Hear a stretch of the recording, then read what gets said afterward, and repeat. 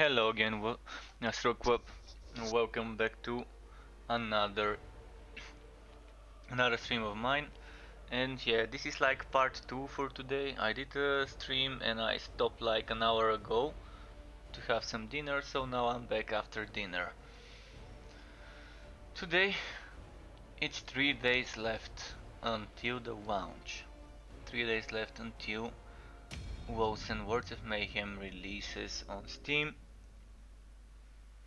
Get excited, get hyped, because there's many reasons to do so. There's many things to look forward to, and as I always start when I do have some new stuff to share with you, I will do. And now there's a new skill modifier for tier of Ethelio, which kind of turns it into a blizzard instead of just a single big projectile falling.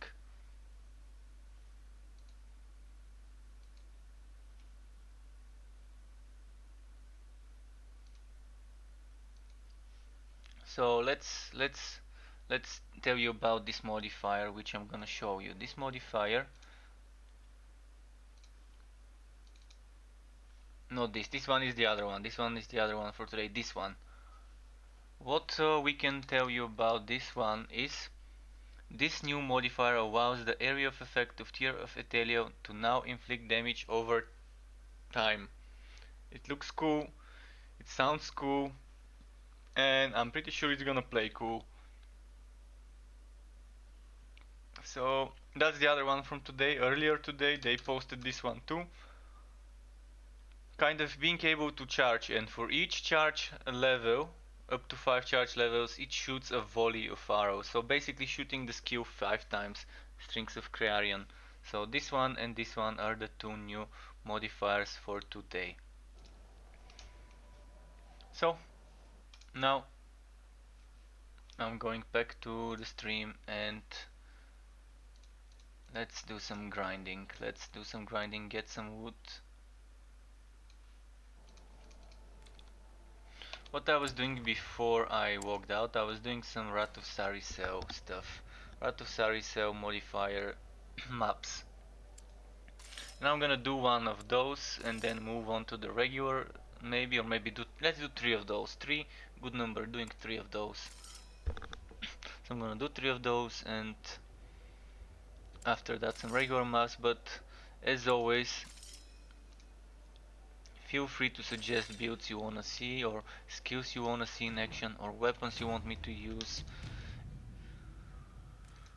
Anything that you think might be something you wanna see others play.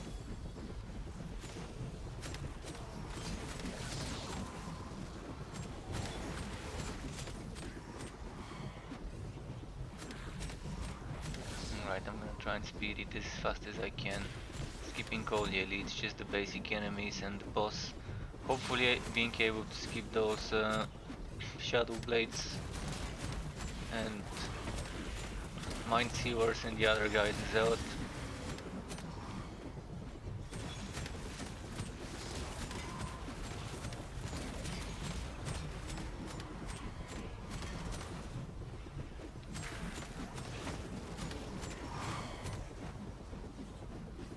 Hey Isometric, there is complete respec, it's super cheap.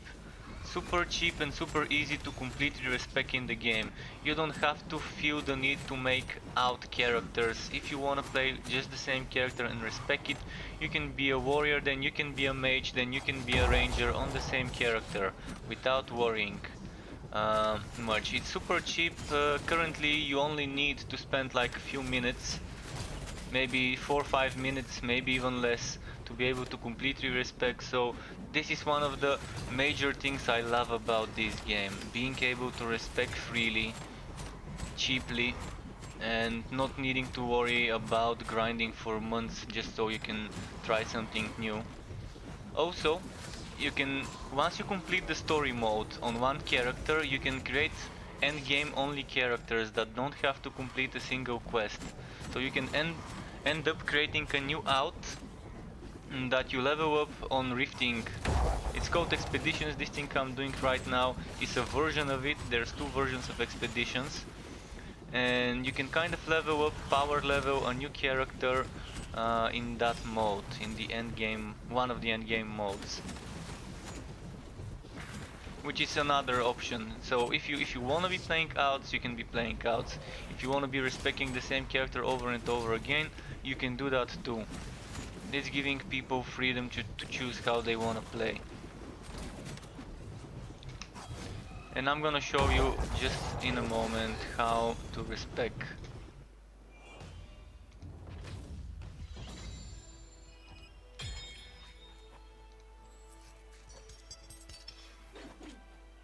Just checking the wood here, nothing too fancy.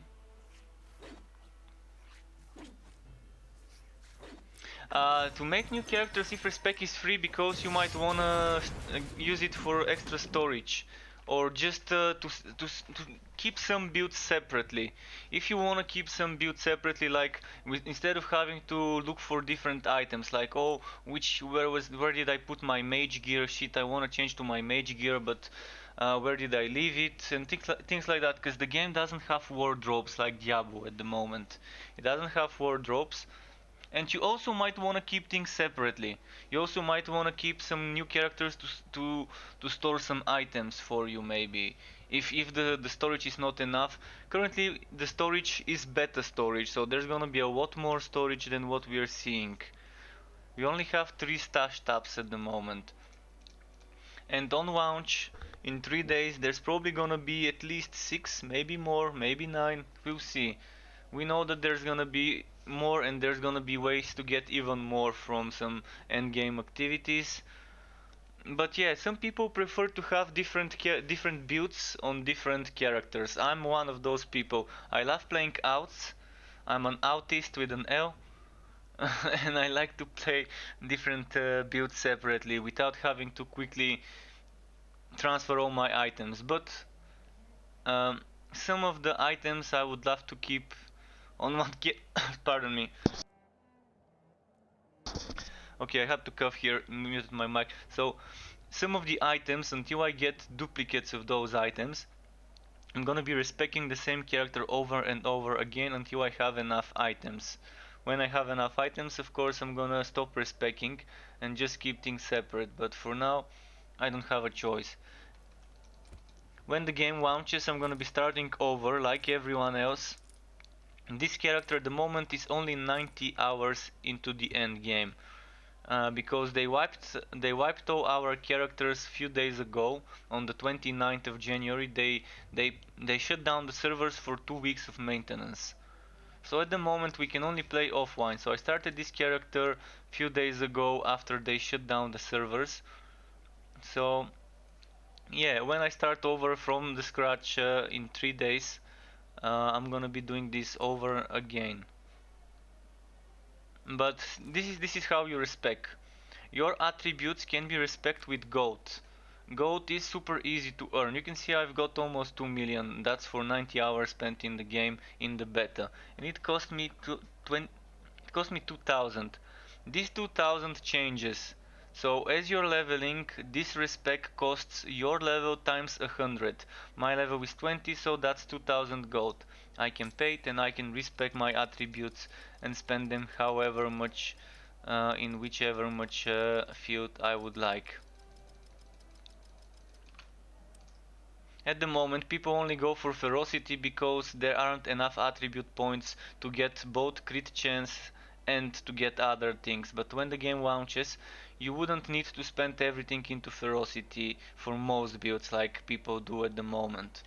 You would probably do something slightly differently. And you might want to go for ferocity toughness or ferocity agility or wisdom and so on. The other thing you can respec is your passives. Your passives can be respec and it costs 2000 affinity. Affinity is super easy to get because you get skill books. As you kill enemies you get those things. So this is what a skill book looks like. It's called Eneract and it's kind of like Diablo 1 skill books where you find it and learn the skill. So you find them like that from enemies, or every 15 minutes you can buy a selection of different ones from the NPC. Once you learn a certain skill, it will tell you that you know it, and what you can do with this is you can sell it to this NPC, but you have to click on this one. You have to click on the purple one so you can sell it for affinity. Each interact costs your level times 100, but it's not your level at the moment, but your level when you found the skill. So if I found this skill at level 10, I would be able to sell it for 1000. If I found it at level 20, like this ones here, I sell it for 2000. And the same goes for the reset for the passives. It's your level times 100. So you would know that at any time when you find an interact, one interact would be equal one reset of the passives. So that's how super easy it is to respec in this game. So I hope that's fine. And yeah, magic find, currently you only have one item in the game that gives you magic find. Magic find is this one. It only gives you 49. It gives you between 40 and 50. Between 40 and 50 magic find. And 40 and 50, it's not a little amount, but it's not too much either. So magic find on maps, on a basic map in the middle of the difficulties roughly, would be around 200 and something. So between 250 and 300 is kind of what you're looking at the medium difficulty around this place here. Because you have adept, then you have 9 difficulties of veteran and 9 difficulties of champion. And if you do something like veteran 6, 7, something like that around the middle, then yeah, that's kind of around 200 and something up to 300-ish. So 50 is not bad as wood quality you can get for this belt. And it also gives you all attributes, a little bit of dodge chance score and some crits, so not a bad item. Of course it's nothing like this one that curses the enemies and makes them take increased damage and increased damage from crits.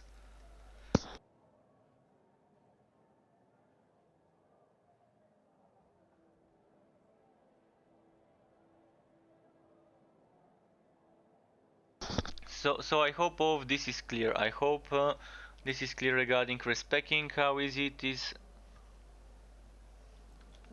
And one thing you might wanna know is here you can rotate this passive tree.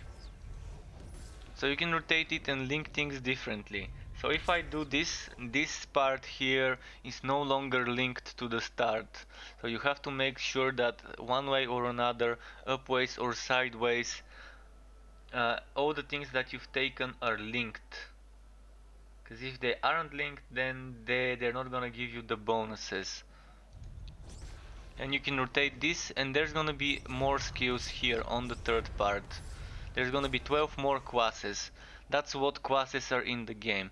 This is one class, this is another class, this is a third class, that's another 6 classes, and then there's another 12 classes coming. So it's 3 times 2 is 6 times 2 is 12. That's how they made them. So each new ring brings twice as many things. Alright, let's go in, do one more map, no, 2 more maps. Let's do 2 more maps on Veteran 5, for example.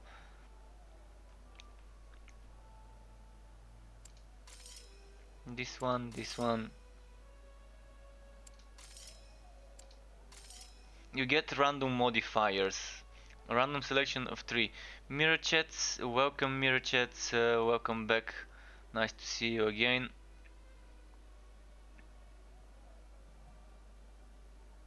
The mechanics are very interesting, very user-friendly mechanics. There isn't anything that makes me pull my hairs out.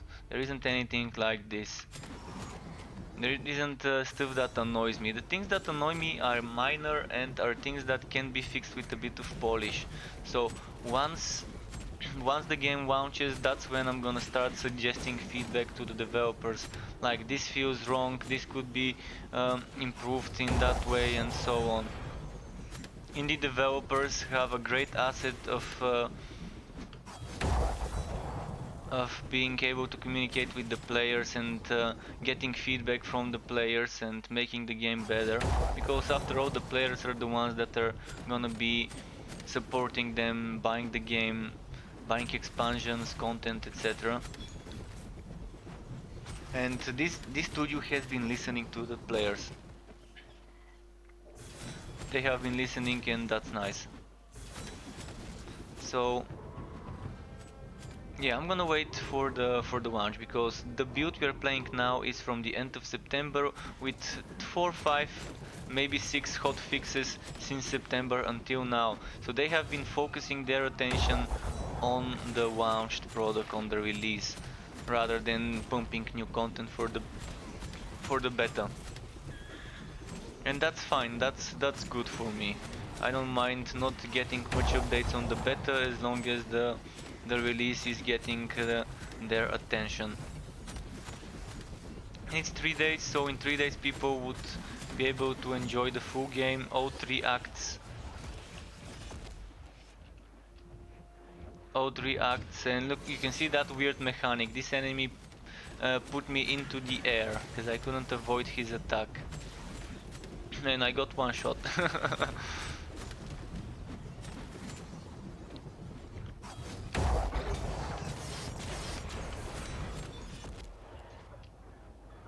And another one shot, because I didn't avoid stuff. But yeah, I'm pretty glass cannon with this setup. Pretty glass cannon, but of course when the game launches we're gonna have 90 levels. 90 levels, rank A for atrocious, by the way. So 90 levels, that's a lot of things to spend. Currently we have 38 points. When the game launches we're gonna have 89 from leveling, and at least one more from the endgame buildings, from the buildings that we can make in the end game stuff. There's some buildings we can make and upgrade, and one of them gives us 1 extra point, so there's gonna be 90 points to spend compared to those 38. So just to give you an idea, this is less than half the points we can do. And of course this is less than half the skills we can invest into.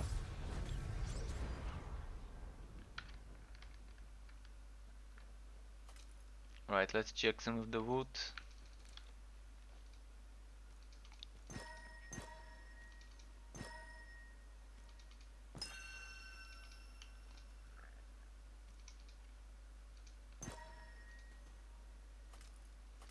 Nothing fancy. Nothing fancy here either. Okay, let's move on.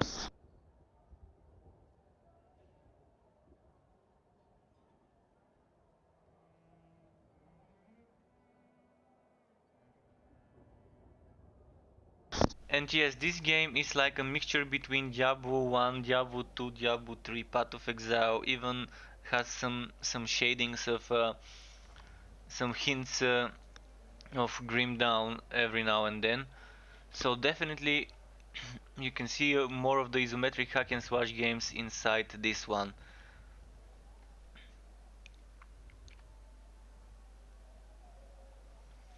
I do prefer Wolcen, because there's less things I dislike in Wolcen compared to Diablo and Path of Exile. As for Grim Dawn, yeah, I've played it. I've played a ton of Grim Dawn since the very early alpha access days, or maybe not alpha, but very early access days. Back when we only had Act 1 in Grim Dawn, where you kill that enemy in the prison, or what was it, the library at the start, the Krieg guy, Warden Krieg, and that was the final boss back then, if I remember. And we had the only end game we had back then was this secret dungeon that you go through under the bridge in what was it, Burrowwich. That's this bridge in Burrowwich that you go under it. I keep forgetting the name of this zone, but that was the only end game we had back then. That's for when I played Grim Dawn for the first time. And yeah, I think this game, unlike Grim Dawn, is pretty easy to level up and reach the maximum. In Grim Dawn it takes a lot of hours to level up a character to the maximum, and since you don't have full respecs, you have to use tools like Grim Stash, which is not fun. It's not fun having to download some tools third-party tools to be able to completely respec. And leveling up a new character is not always fun if you've already done more than 20. So yeah, that's one of my major gripes about Grim Dawn. And I've played it so much that in the end, I mean, I want some variety, I want something new, and this is something new. I've been playing this game since its early down as well. Back when I think it was called Umbra, or maybe it renamed Umbra to Wolcen Words of Mayhem right before it got added to Steam. I can't remember which came first, the rename or the launch on Steam as early access for this game. But I really enjoyed the alpha. I liked where the alpha was heading, but then I was disappointed when the first beta came out. But then the beta improved and became better than what they had in mind for the alpha. And so I guess now the game would be implementing some of the features people loved in the alpha, such as being able to explore the zones the same way we do in Diablo and Grim Dawn, like going into the open and visiting bosses and side boss and named enemies into those side zones. The same way we have Den of Evil or we have some caves in Grim Dawn, or we have Cronley Mine and whatever other places. Things from the story. So what I'm hearing is that we would be able to explore the story zones and those side zones, side areas, dungeons. The alpha was one big map and you could explore it without loading screens, this map. You could explore this map of Act 1 in the alpha and go from one end to the other, unlocking waypoints on the way. And there were different dungeons, side dungeons that you could explore, the same way you do with Grim Dawn. That's kind of how it was in the alpha. But then they changed it to just endgame only beta. It was very boring at first because the endgame first of all was very whacking and it wasn't as fun as it is now. But then it improved, then they added story, then they improved the endgame, then they improved the endgame even further and added new skills. So this game definitely had some improvements over the years, serious improvements.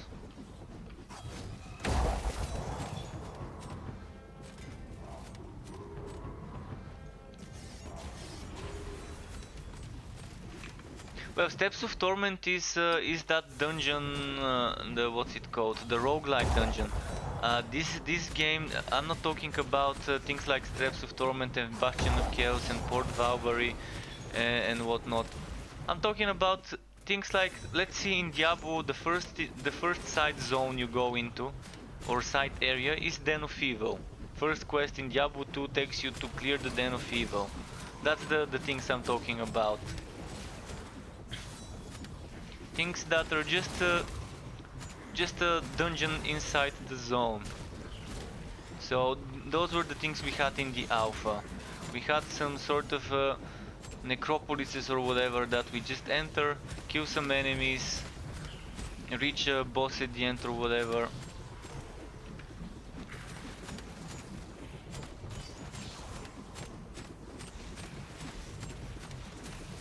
And I really loved the way it was back then, but it feels like now it's gonna be a completely different and better game than what they had in mind when they started making it. They went for a more steampunk version of the game, because on the alpha we had crossbows for the more ranged builds. Now we have bows and pistols. And just kind of changed its look. It changed a lot of the things of how they behave. It changed a lot of the skills. A lot of the skills were, we had, for example, I said that yesterday to my viewers, we had things like fireball, storm, like firestorm, like meteor shower. And it was fun on the mage playing with the meteor shower. It was definitely fun. But now we don't have things like this, but we have similar things. We have things that would be like that skill. So that's normally this spell makes one big meteor dropping. one big shard of ice or fire, depending how you make it.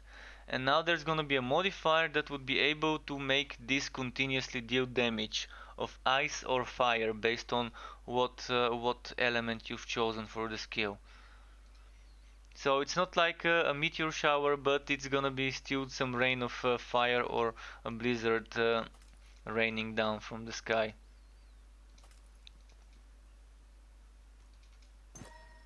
I can show you what the skill looks like right now before this thing is implemented. Currently this skill looks like let me quickly equip this.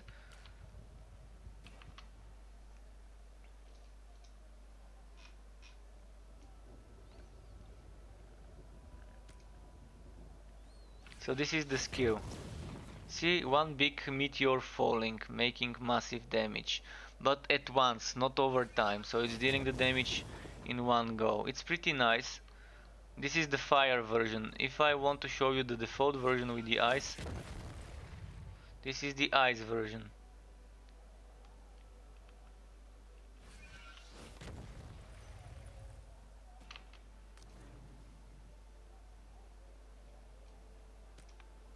So that's the skill from the GIF I showed you earlier.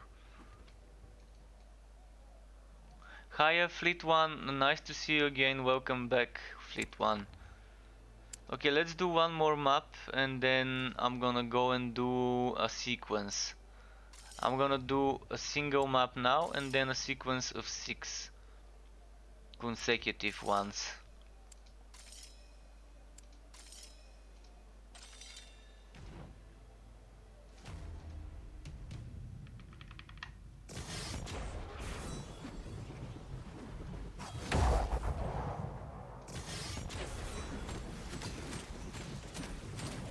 This guy is spinning so hard, you have a feeling that at any time now he's gonna start flying off into the sky. Helicopter man number 2. Except his playing field is not women. It's some enemies.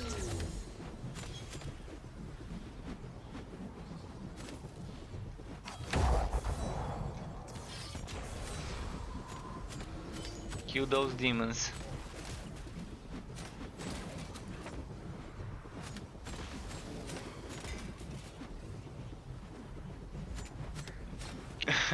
Cause I have more movement speed. Actually, yeah. More attack speed and movement speed. The attack speed doesn't really affect me. The attack speed doesn't affect me really, only visually.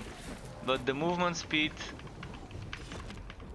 I think I got a buff for movement speed now.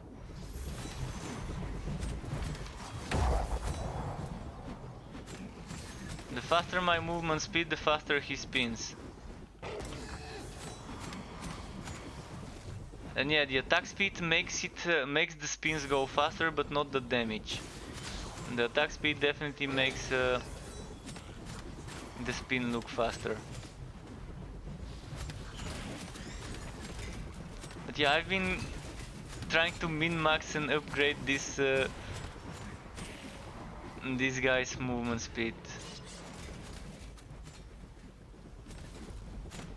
At the moment my movement speed when not spinning is 10.2 meters per second. When not spinning. Of course when I'm spinning I'm moving faster than this. But even this is pretty fast movement speed. Look at how quick I'm moving just without the spinning. I think the default movement speed is 6 and I'm doing 10.2.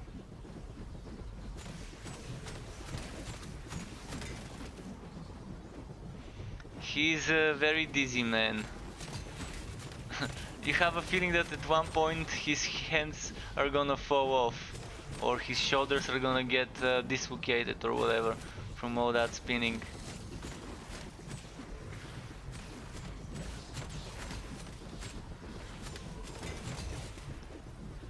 As someone was writing earlier, they see me spinning, they hating, and I made it into they see me spinning, they grinning. Kind of like that.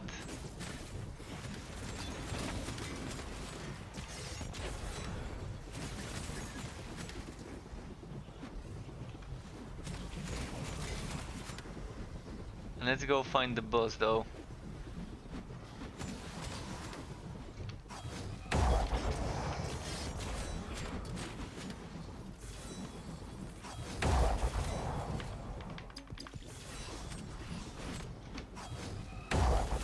Two shadow blades and a boss. This is gonna be very difficult to deal with. Thankfully I managed to. Rank S for shame on me, because I died once. Okay, this is nice, but not really. Nothing actually is nice here.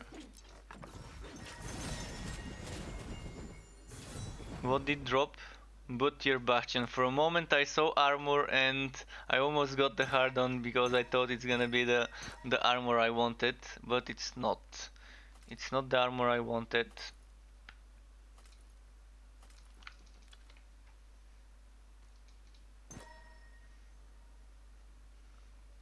Know anything about endgame and multiplayer aspect? I mean besides the maps. Well, there are some things about the endgame that the developers shared with us. I have one on my YouTube channel, the latest video I uploaded, but I can just give you a link to read. I can give you a link to read. Just a second, because I forgot to add it as a comment. And this is about the endgame building. You're gonna be building some structures and upgrading those structures, and they're gonna be upgrading some NPC stations that you use for crafting and re-rolling item attributes and all that stuff. So there's, first of all, there's some news about the fashion, and then there's this one in that link. We don't know much about all endgame modes. We do know about the mapping, which is kind of like rifts and bounties in Diablo 3. So this thing I was doing was kind of like a single map run with wood at the end.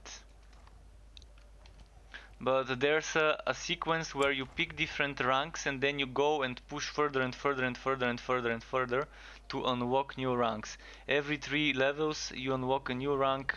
Every 6 levels you unlock 2. If you do 6 in a row, you go back to the town and then you start over from a rank of your choice again. That's one thing. The other one is this one. This guy does bounties. It's basic mission of always your level. And yeah, you can see it even says bounty here, even though they're called mandates. It gives you a random mission that you have to do. So what else was there? They're saying that there's gonna be some sort of story to the end game. Some sort of story to the end game. We don't know exactly what kind it would be, but there will be, and there will be more end game modes. But for this, we're gonna have to wait.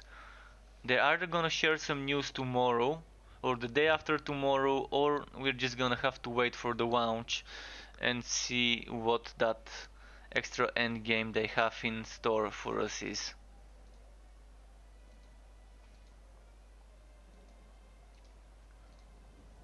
Okay, let's go do some Veteran 5, for example. Pushing 6 maps in a row.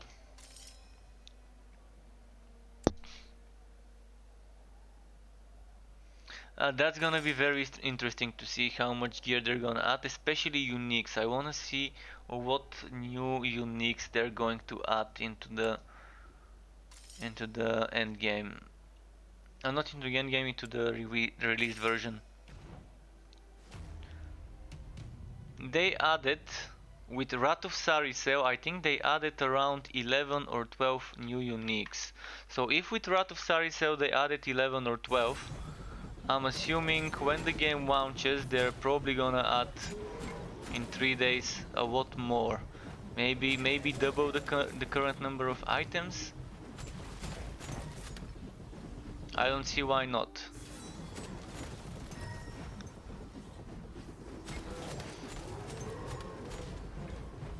But yeah, Wrath of Saricel was one of the big updates. Content updates too.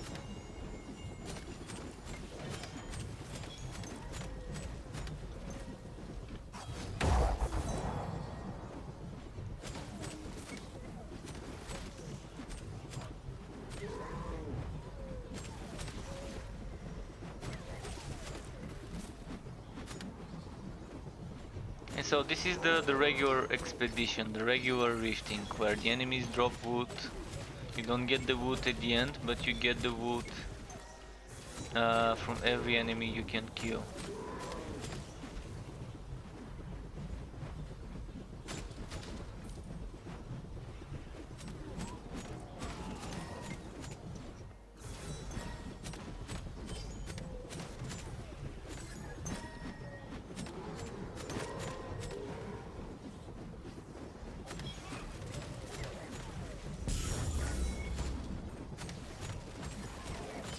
Alright, oh, what's this? Ferganeris, so that's finally something good. Oh, and we're on a row. We're on a row and my Wolcen starts tingling whenever we're on one.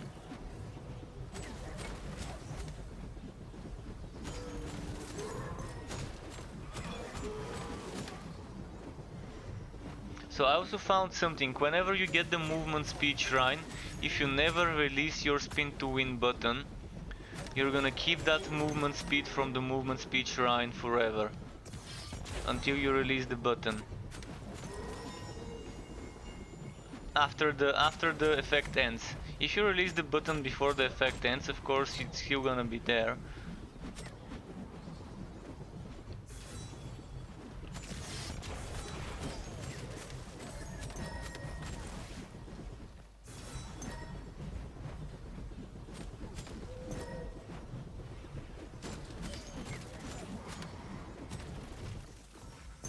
At least we know all the skills that will be in the game already. The past few weeks they already showed us all the skills that were remaining, so 16 new skills. Currently we have 24 skills in the game. There's gonna be 16 new to make it a total of 40. 40 skills with, as they confirmed, 16 modifiers each. At first they were saying 12 to 16 modifiers, but they probably decided to go for 16 modifiers for each skill. In the end, we'll see.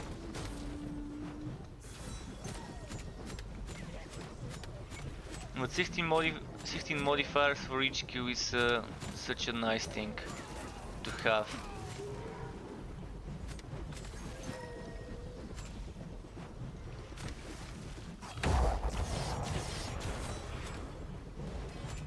Oh, and skill duplication. Skill duplication, being able to have two of the same skills. For example, not sure whether it's gonna be possible to do it, but I really wanna do it, duplicating my summoning skills. So I can have, instead of 3 archer skeletons, zombies, to have 6 skeleton archers, zombie archers. 6 zombie archers, that's gonna be fun. Together with maybe 2 melee zombies and 1 poison golem. How cool would that be? Or maybe I can duplicate my poison golem and have 2 tanks. 2 tanks together with 3 archers and 2 melee zombies. That's gonna be fun as well. But yeah, skill duplication would be used for such a way to have two of the same skill.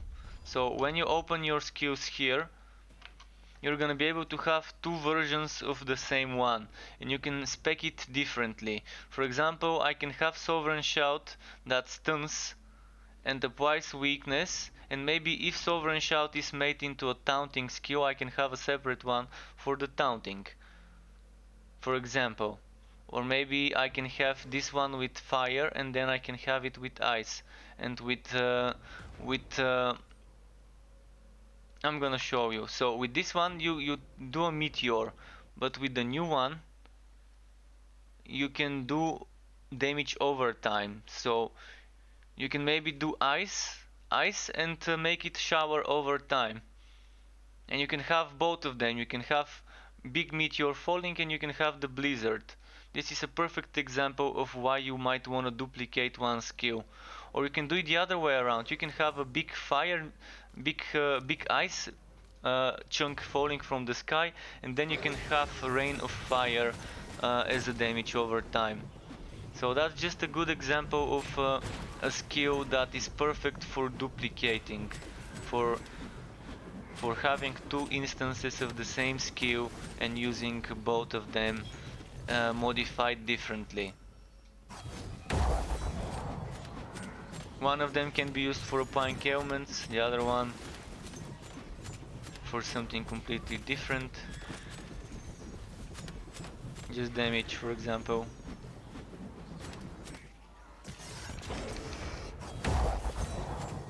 And this has been something that they've been talking about, but they haven't revealed directly. But I can say it's safe to assume it's there because of this screenshot. This screenshot kind of confirms that... which one was it? Was it this one? No, it's this one. No, this one. So you can see what it says here. Unlocks the skill duplication feature at the mattress toe. Skill duplication. So that's probably the thing that they've been talking about. Someone told me about this long ago, being able to use two of the same skill, and that probably confirms that this would be a thing. I don't see what else skill duplication could refer to other than this. And theory crafters out there would be so happy about such a thing being added into the game.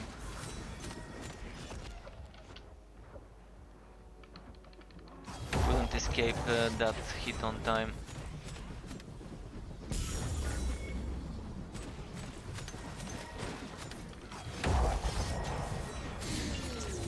But yet the summons and some spells are perfect candidates for duplicating skills.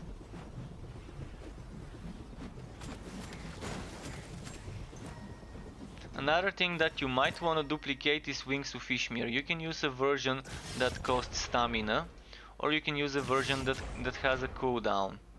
So whichever you think fits better, you can use both of them.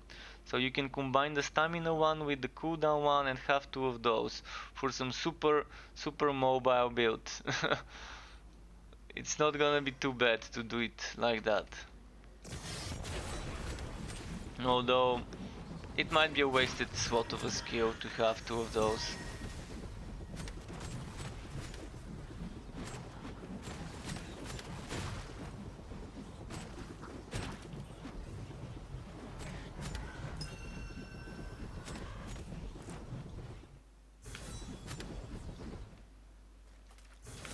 And yeah, today I tried a full tank, and I can tell you full tanks are possible.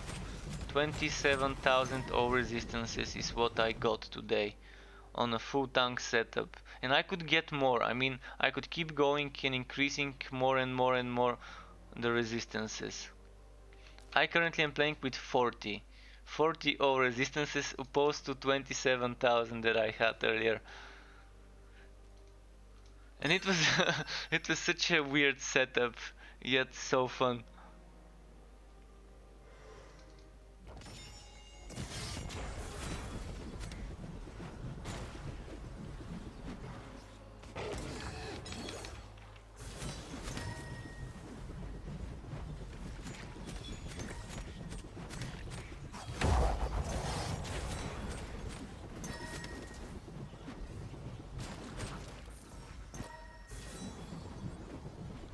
Alright, I think we should be good to go for the boss soon.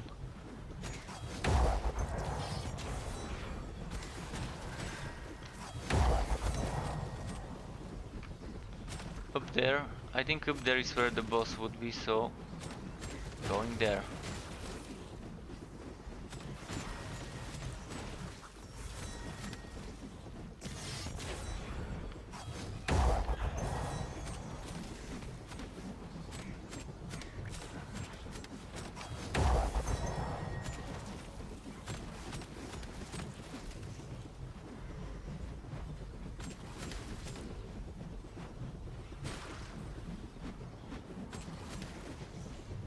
What's here?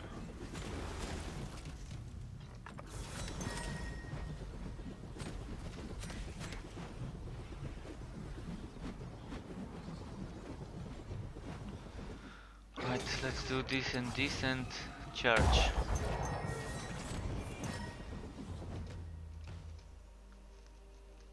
I'm loving this shield charging skill. It's one of the most OP skills in the game. It can do the most damage for a single hit a skill in the game can do. Not sure how and why sometimes it does a lot of damage, but sometimes it really does it. And I can't tell from where the damage is coming. It's not movement speed based damage, it's not distance traveled based damage, it's not target proximity based damage, it's not enemies passed while you're traveling, so it's totally random. Or at least it seems totally random why and how we get so much damage sometimes and sometimes we don't. On the exact same skill for the exact distance traveled.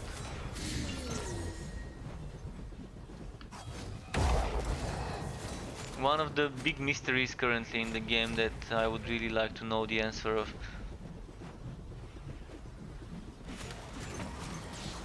But it's such a great skill.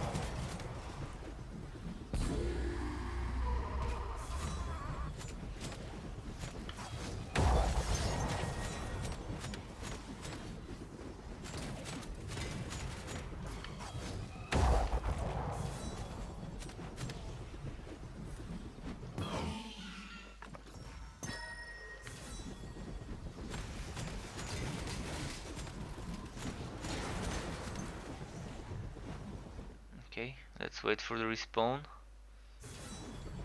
Oh, it didn't spawn. That's weird. I think it spawned them here somewhere. Can I kill those? Over there somehow. I killed them.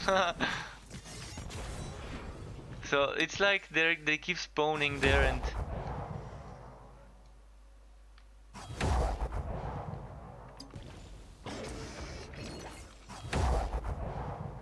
those are gonna be hard to hit. Yeah, I'm not gonna be able to hit them. If I had a range skill I could kill them though. It's pretty funny how sometimes you have some of those enemies getting spawned outside of the map bounds.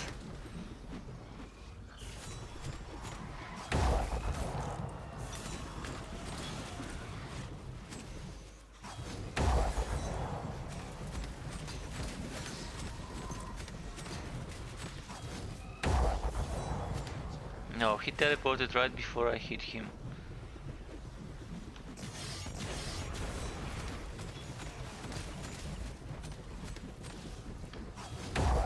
Again, right before I fucking hit him. This enemy keeps trolling me like this.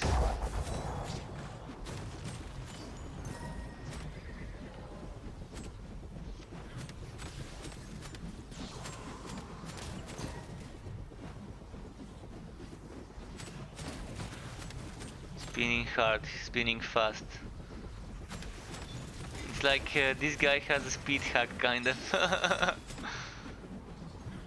And that's not the max movement speed I can achieve. I can achieve around 20, 25, maybe 30% more movement speed if I squeeze every single passive point that gives me movement speed. There's 3 more passive points of 5, so 15% from the passives only, and then from items I can squeeze some more movement speed if I decide to.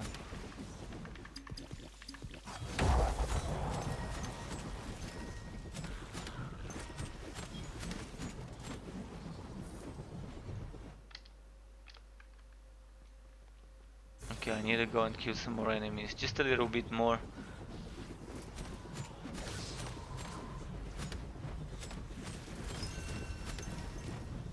Wow, that was the weirdest place from which I can get a legendary.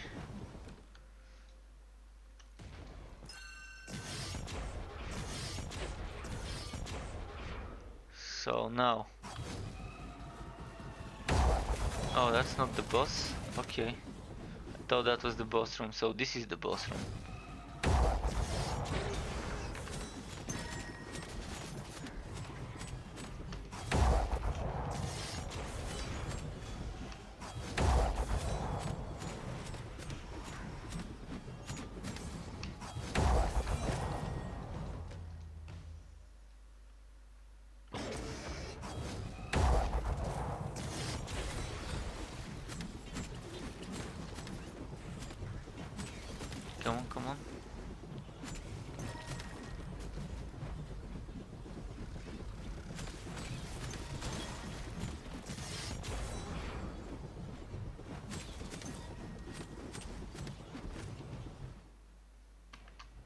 Maybe if I switch up my spin to win a bit.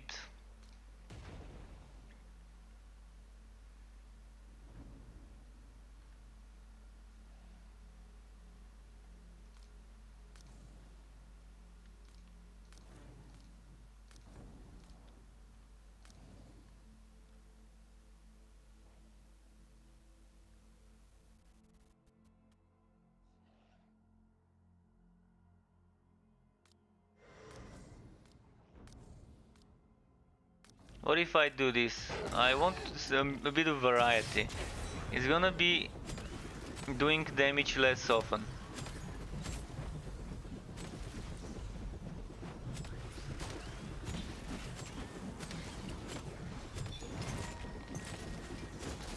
This one is good for mobbing, but not for doing elites or bosses.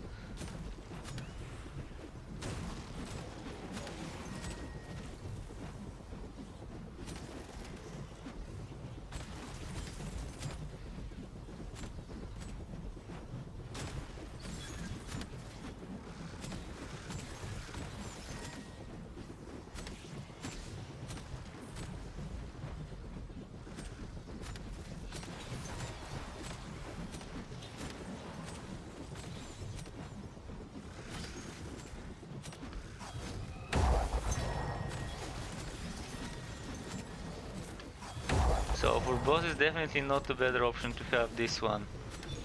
But you have a wider AoE with this as well.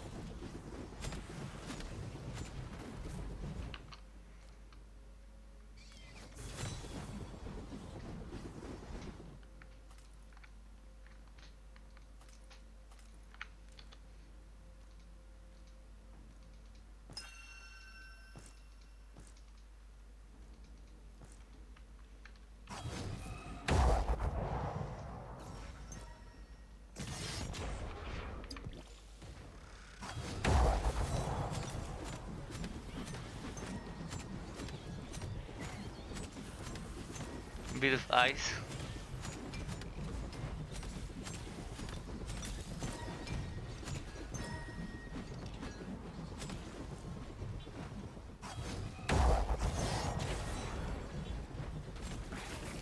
No, no, no, no. I can freeze too, you bastards. Edgy. Very edgy. Our build is so edgy, even the game thinks so. checking that ice setup and the game thinks it's edgy.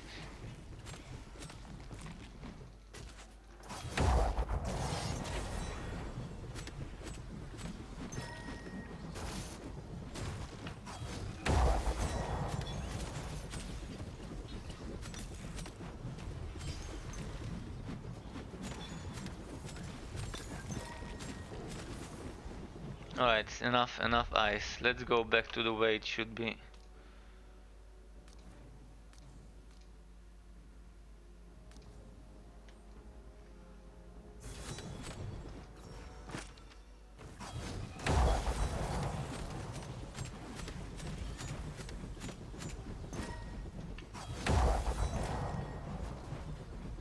This is much better.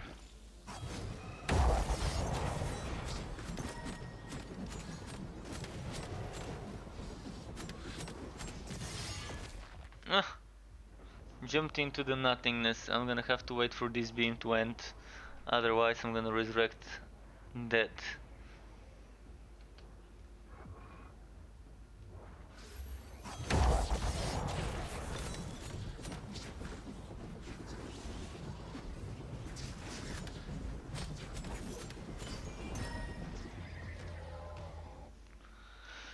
Okay, next.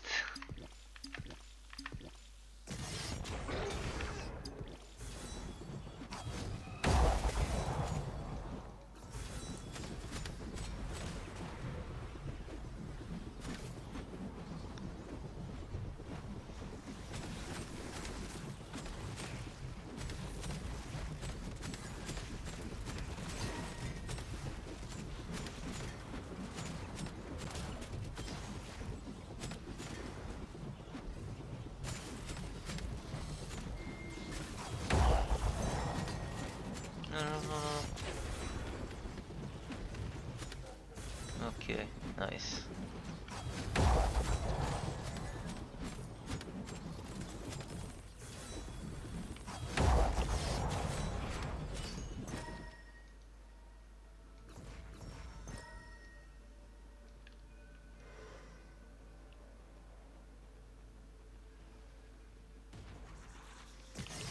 Right, little zombies, as I like to call them. They're not zombies though. They're a separate enemy that's a zombie, but those are demons. Demon spawns.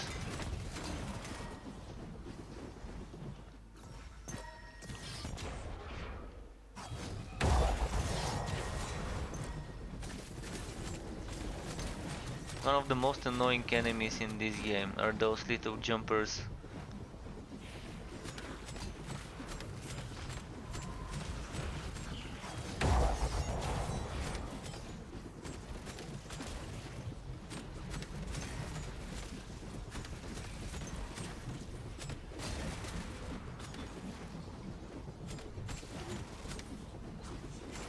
Swarms of those enemies have probably killed me more than bosses in the game.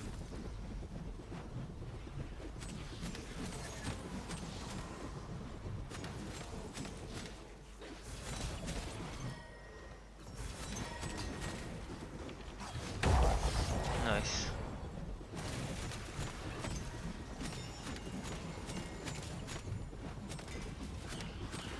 Another Sergenaries.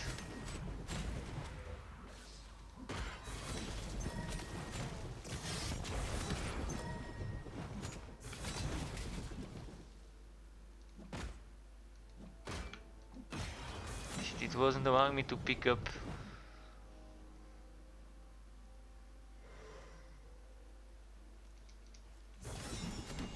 Nothing too fancy in the mods department.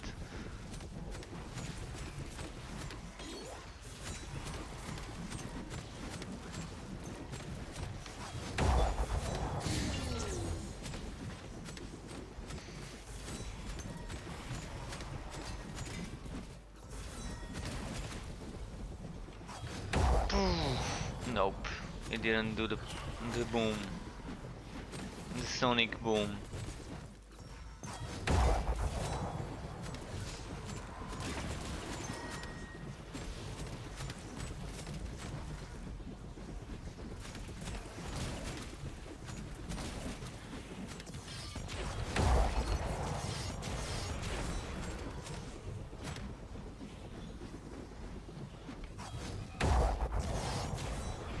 Oh wait, I almost missed one.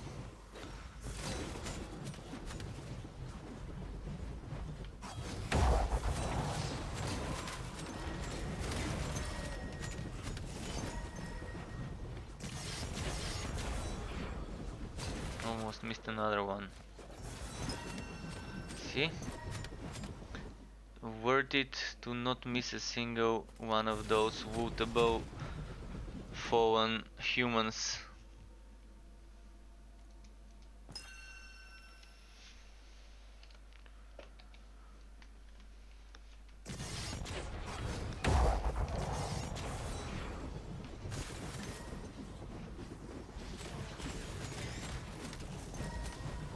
And enter.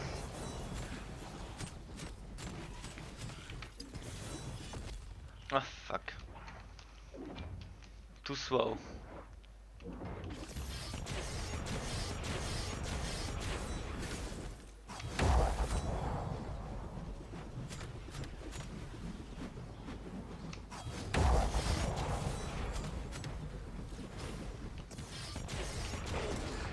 What? How? How did he reach me over there? That's some wide ass AoE.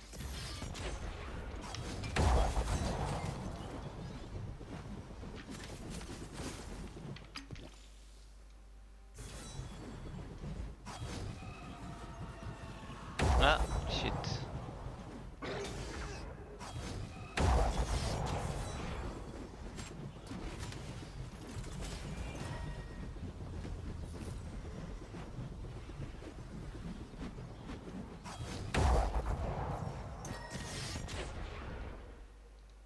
Alright, deeper. Delving deeper.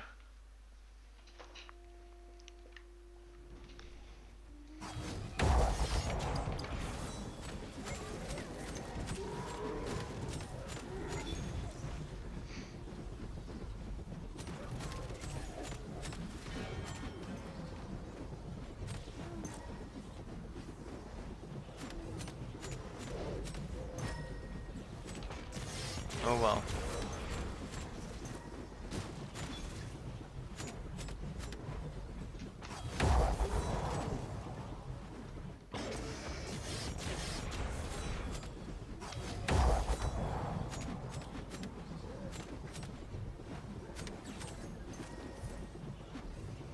Alright. Took a while to get this one. He was tanky.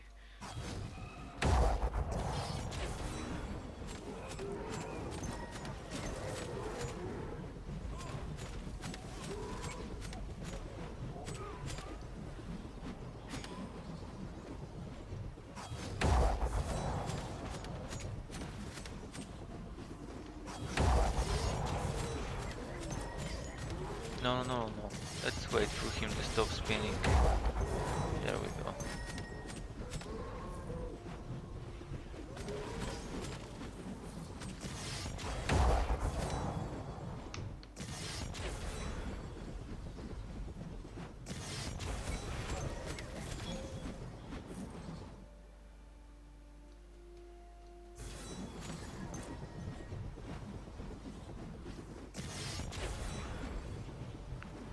It's interesting. What would the Blade Storm look like with...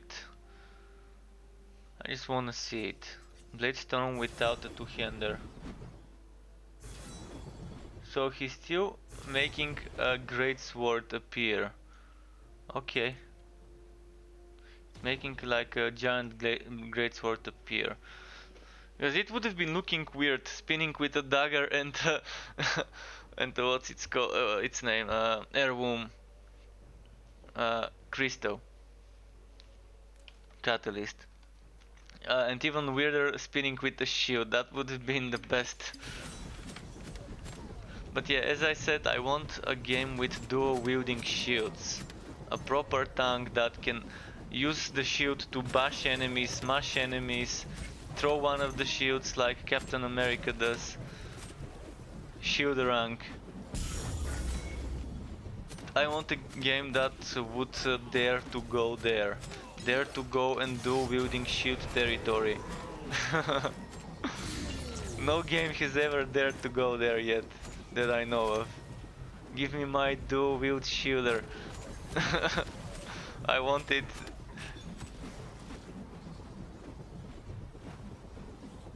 Shield master.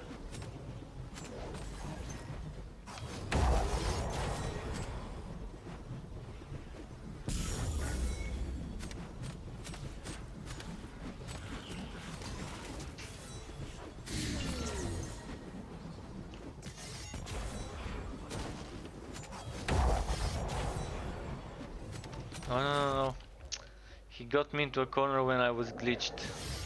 This glitch is kind of bad, because if it didn't happen I would have not ever stood in one place.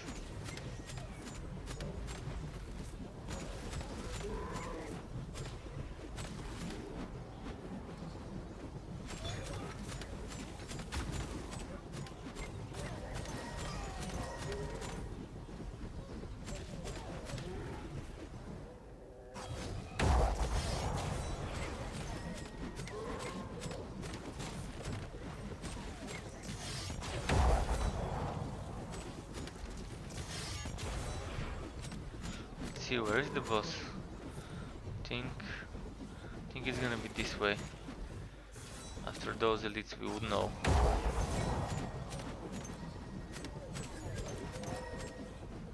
Ah, we still don't know? Okay. Thought that would be enough, but it wasn't.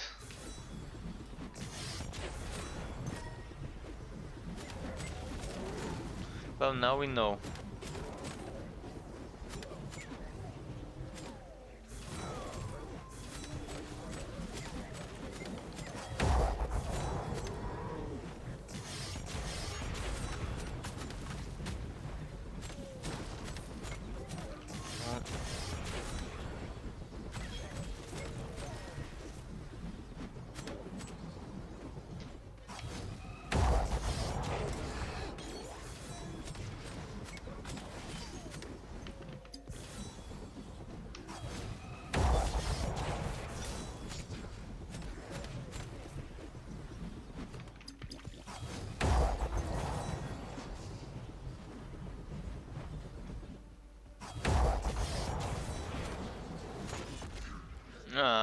Seriously, jumping on me like this. Now, please escape.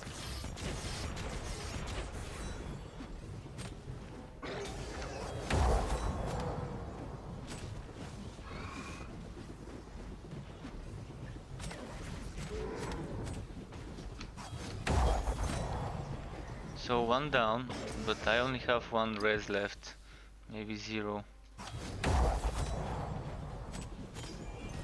Alright, got this one sorted. So, does anyone want to see different build? Different skills, different items used? You have the opportunity to do backseat building. Let's see, here I'm gonna buy all of those, sell them.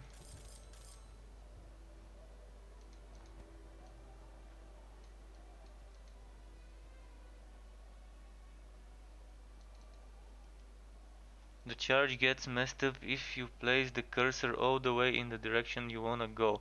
It's weird. Well, it's I can tell you what messes up the charge.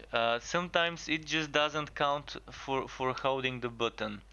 It counts it as a single press, and that's what ends up. If I place it all the way, it doesn't get messed up all the way. Sometimes it gets messed up here. I was holding the button, it got messed up right on me.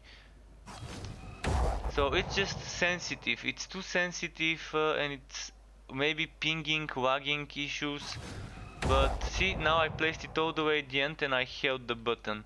So what happens is the charge warpath is not detecting you holding the button, and it's thinking that you just pressed it, and that's why this appears. This button, like you see this circle. This circle only appears when you're moving, and when you only press the skill once without holding it. So it is weird, but yeah, sometimes it just doesn't detect that you're holding the button. Not sure what's causing it, but most likely some lagging, or I don't know. It won't be lagging though, because I'm not connected to a server. I'm just playing offline, because there's no server to connect to yet.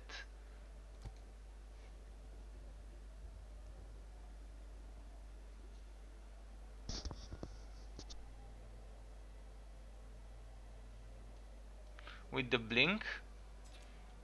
What about the blink? Let's try it. Let's try it. I mean, there's something about the blink you're saying is messed up.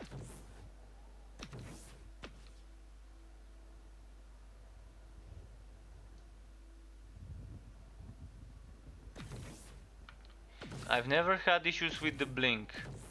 Never ever have I had issues with the blink. You can see it's all the way to one side, all the way to the other side.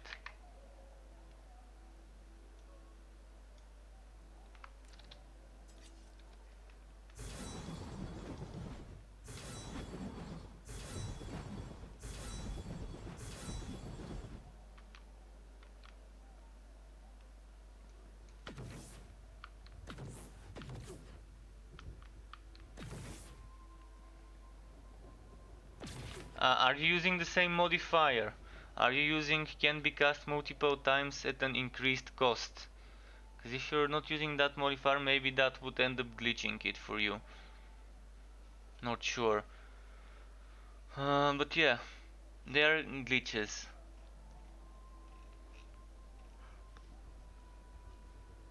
Alright, let's go back to Warpath.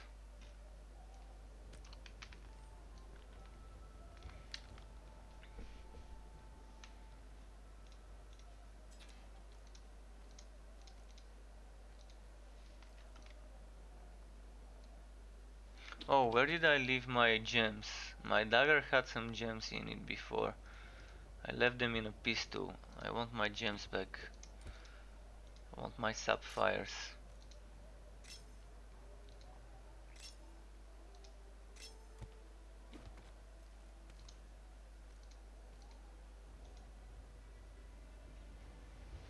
But yeah, today, as I said, guys, I was testing tank builds, and it was weird, but it worked. And the key thing to remember, if you're going for a tank and you want to be stacking a lot of resistances, make sure to take this note and make sure to be picking all the health globes from the ground. Because currently I'm not sure whether that's gonna be fixed or nerfed or patched or whatever on launch. At the moment you can keep picking up globes and that's gonna keep giving you resistances, and at the end you can probably have tens of thousands of all resistance score. My guess is this is getting nerfed, but for now that's the full tank you can do. And all you need is this node. As long as you keep picking up, you're gonna keep getting more and more and more and more and more all resistances, and you just need two skills. You need this skill with this modifier, and you need this skill with this modifier. With those two skills and those two modifiers, you can get a ton of health globes.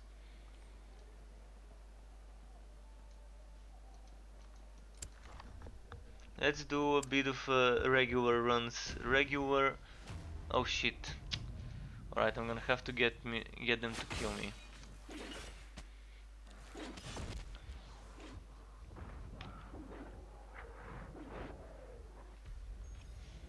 I wanted to roll for modifiers, not to accept.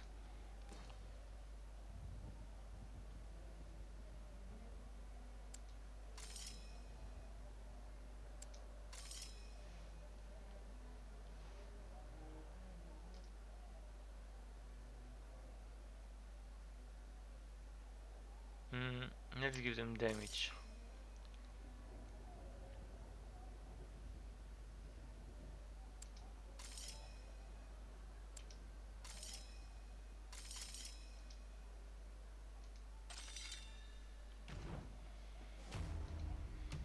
Alright.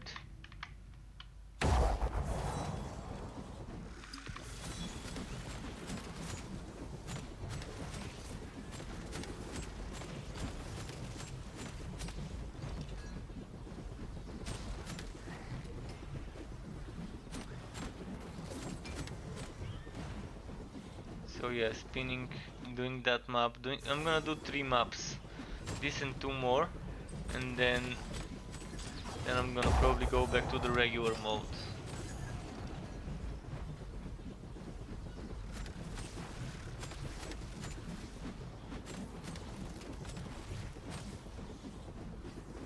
And yeah, it might have been a glitch that you were experiencing, but Warpath is definitely not a glitch, but annoying bug. It's not just a one-time occurrence for Warpath.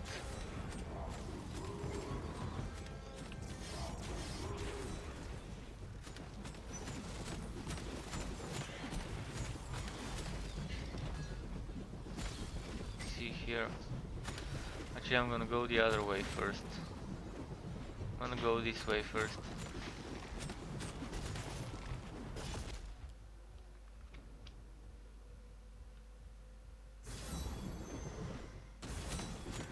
And I'm not sure what's happening with me those few days. Maybe because I keep waking up early, I keep getting tired too early. Even though today I wanted to sleep a bit more and I slept until longer than usual. I mean longer than the other day, the day before. But yeah, I'm gonna have to make sure this doesn't happen on launch day.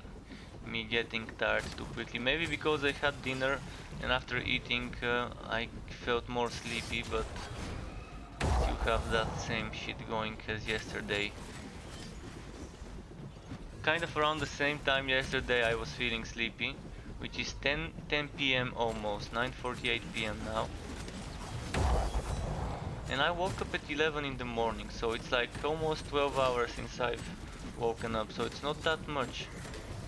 12 hours is barely that much.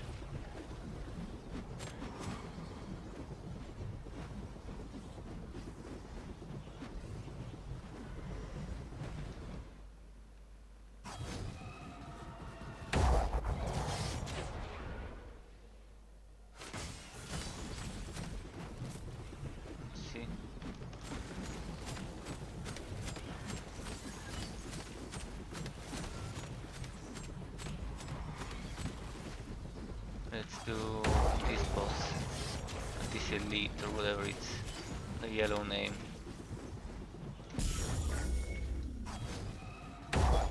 Oh, another devourer. No, fucking Shadow Blade, worst possible time.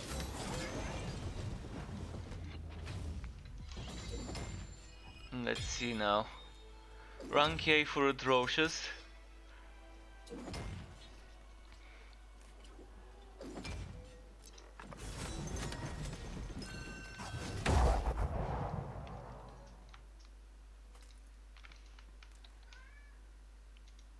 Three sockets.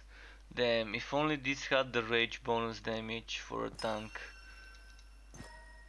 And cooldown reduction.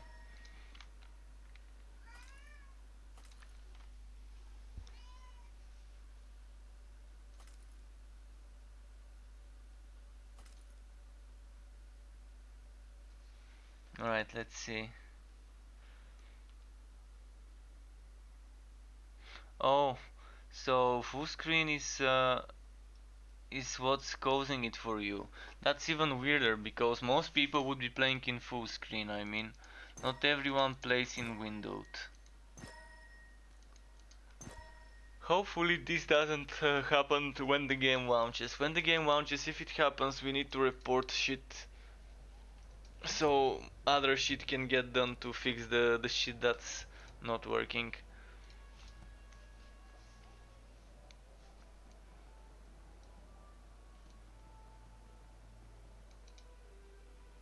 Actually, let's start the next one right away.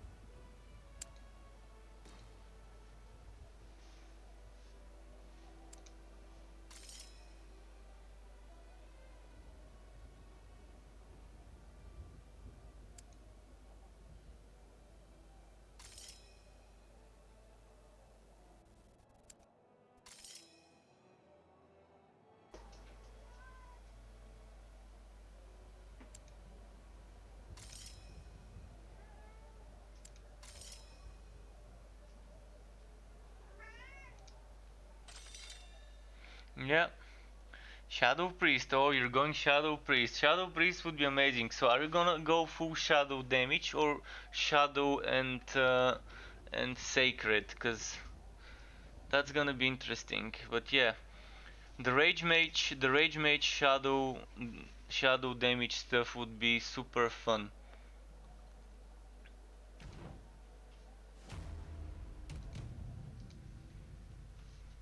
But yeah, I'm not sure what you mean by Shadow Priest, but I think you're meaning maybe shield and actually it's not gonna work if it's shield. The offhand, the shadow offhand and a one-handed weapon maybe.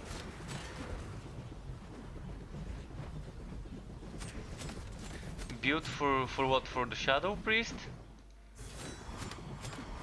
If you tell me what you mean by Shadow Priest, I can try and figure something out. I was actually considering Sacred and Shadow Mages, Sacred and Shadow Casters earlier. Earlier in my first stream of the day, I was kind of theorizing how things like that would work. I can go back to the town after this map and theorize some stuff with the new and old skills. Without knowing the third skill though, the third passive skill, the third ring of passives, I'm not sure how I can completely theorize it, but I can give you some sort of quick breakdown of the things you might wanna combine.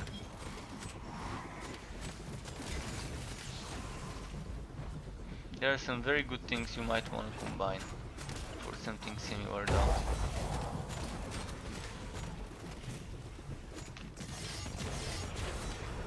There's one item that I don't have, uh, Veiled Eclipse. The Veiled Eclipse is a leg armor that gives you access to shadow spells without needing to use a staff or a catalyst. So there are spells, but you don't have to use items that allow you to normally use spells.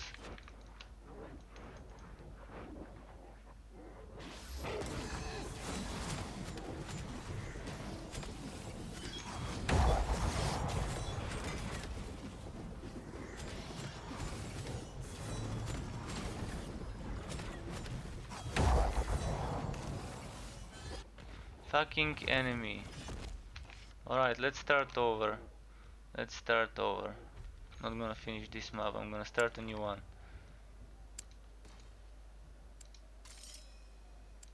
So with those legs, with the shadow legs that give you access to shadow spells,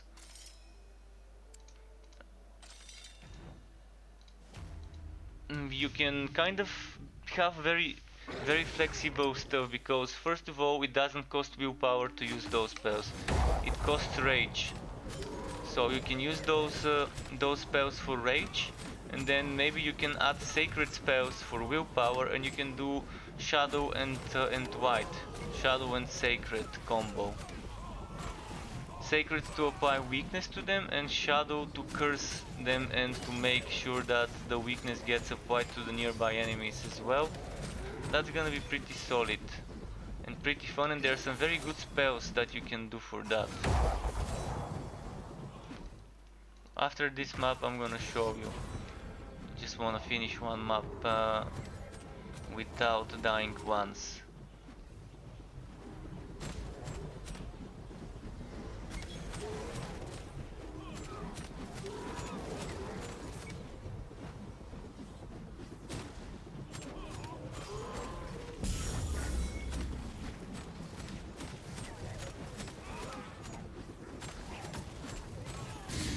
Fucking Zealot again. This game is just trolling me. It's purely trolling me with those enemies. There shouldn't be so many annoying one-shot mechanics in this game though.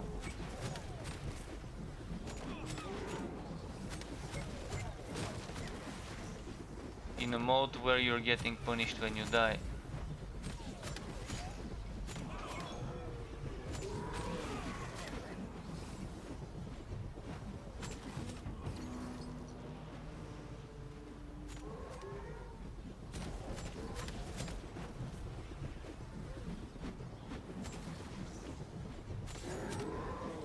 Almost there, almost there. Just a bit more. Come on, come on. No! Fucking... How did I escape this? How? No! Dodge? Is that what saved me? Dodging. I never knew I could get saved by dodging this attack.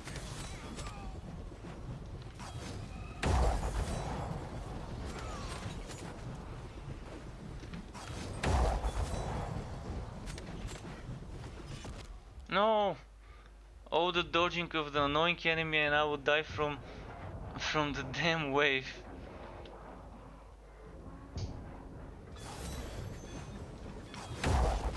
And now from the damn poison. Okay, fuck this. I'm gonna explain about the shadow and then I'm gonna come back here. So yeah, you need either this one.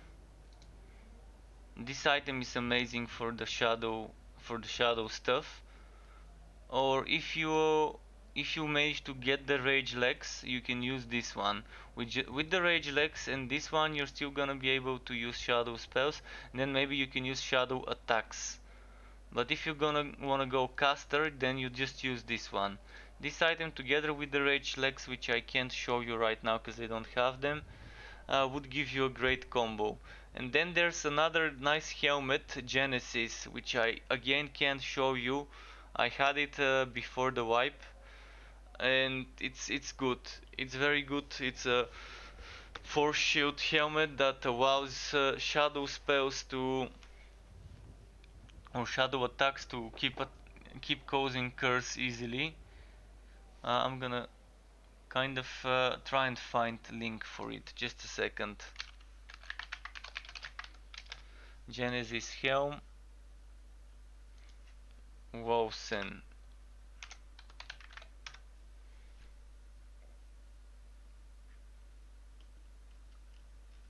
Let's see images.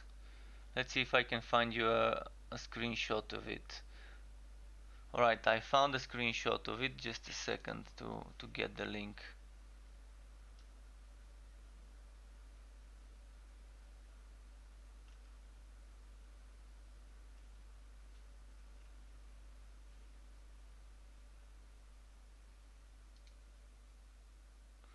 Alright, I found the screenshot. Let me quickly view the image and give you the link. So this is from Steam. This helmet Genesis.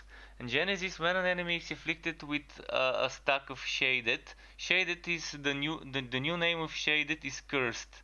So when an enemy is afflicted with stacks of Cursed, cast Bulwark of Down on their vocation that provides AoE healing for you and your allies.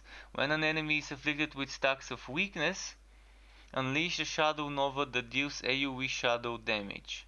Then there's Cursed chance score on shadow damage, weakness chance score on sacred damage. It gives you very good HP, by the way. This helmet gives you HP, force shield and all resistances. So this is amazing. This helmet.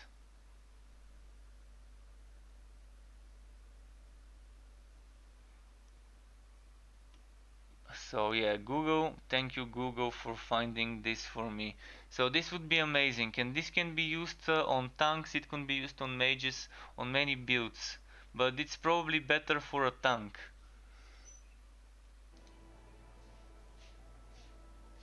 So this together with the rage legs. I'm gonna try and find you images for the rage legs. The rage legs, veiled eclipse, veiled eclipse.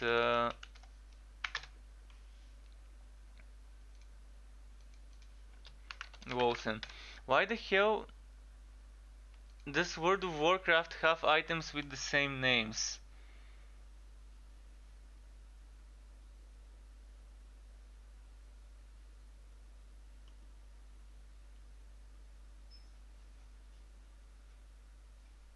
Interesting. Let me just a second. Oh, there we go. Veiled eclipse.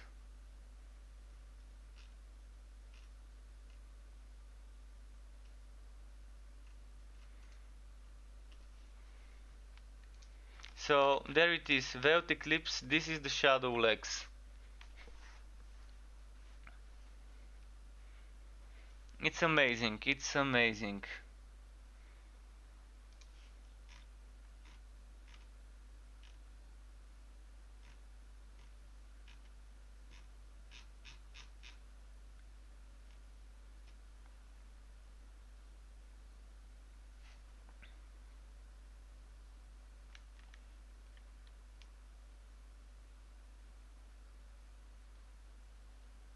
Okay.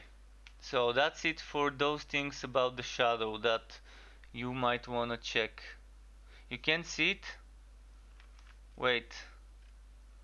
Let me try again. Yeah, it's a error, internal error with my restream. I'm gonna post it manually on the Twitch chat. So there we go, on the Twitch chat.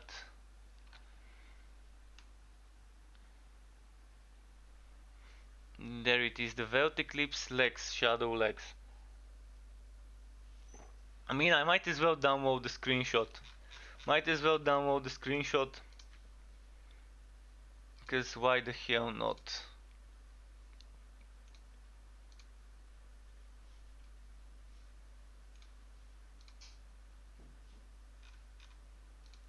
So I'm gonna save this image. And I'm gonna save the image of the Genesis as well. Because why not? Alright, so now if I need to show this later today, I'm gonna have the image downloaded if someone else asks about that. So at the moment, yeah, I don't have those items, so I can show you some fun setups with them. I wish I could though. But I've kind of tested some stuff with them before, and I can tell you it works well. It works well and it's fun. It's definitely nice to see. So okay, I'm going back to the game. And does anyone want to see some sort of certain builds, specific builds? Anything? Tank, mage, ranger?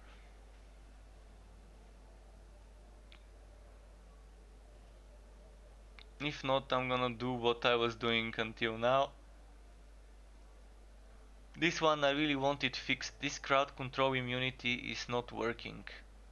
It's not working, I can get knocked back by enemies.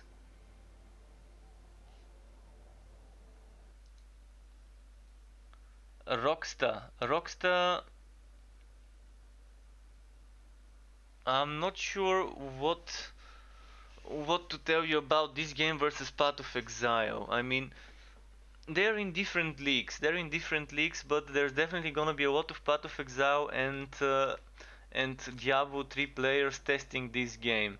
I'm assuming at least 20-30% of the Path of Exile players would test this game and see how it works. And Big Daddy Guadi, what do you mean by Satchil? Satchil? Satchil? What do you mean by Satchil?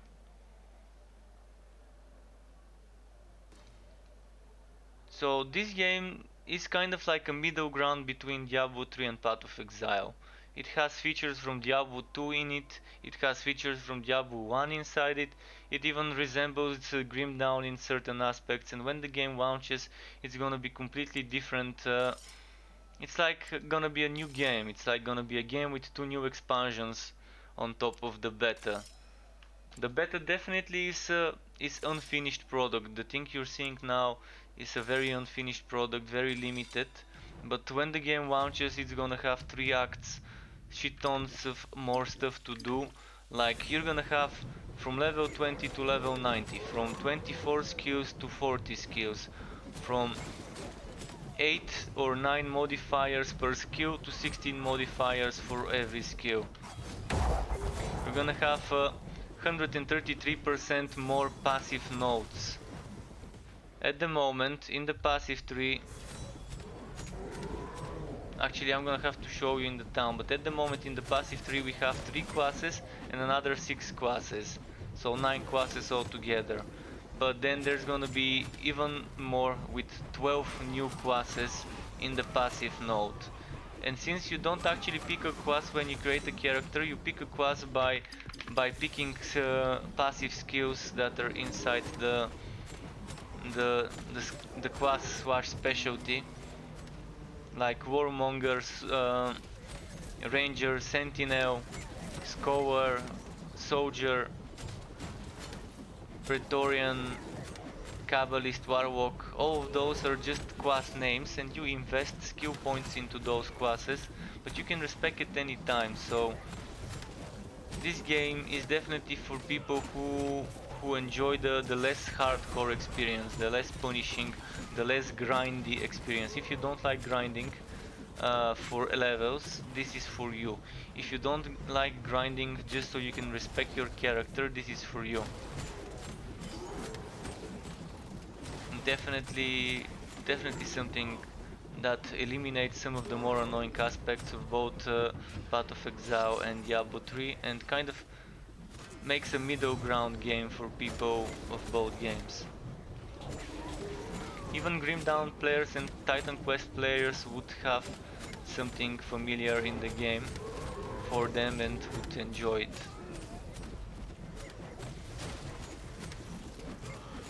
If you're thinking of buying the game, feel free to ask as many questions now, because if you want to benefit from the cheaper prices, it's best to have more info before buying it. Because the cheaper price would last before the launch. Before the launch, you can buy the game for $10, 10 euros or $15 less than after launch. This is nice. This I might use on a tank build, like the one I played today.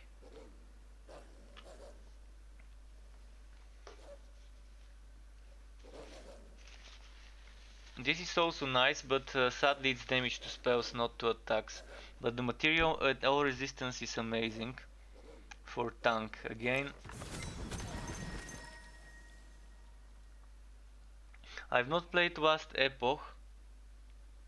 I've only watched Last Epoch. Last Epoch seems to be trying to be the Path of Exile, not copy, not clone, but it's gunning for the Path of Exile players, because when I look at the Path of Exile badges and the Last Epoch badges, It looks like the same person made them. The same person drew the art for the badges, for the forum badges and supporter packages and stuff like that.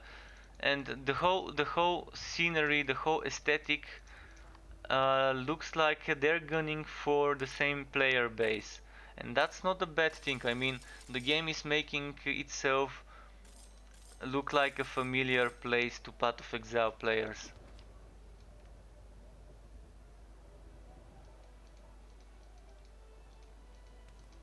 Yeah, Last Epoch's Q3s do look kind of like Diablo 2 or even more, let's say like Diablo 4. Diablo 4 has closer Q3 to Last Epoch than Diablo 2 does. So if you've seen the Diablo 4's Q3s, you would kind of probably agree with me there.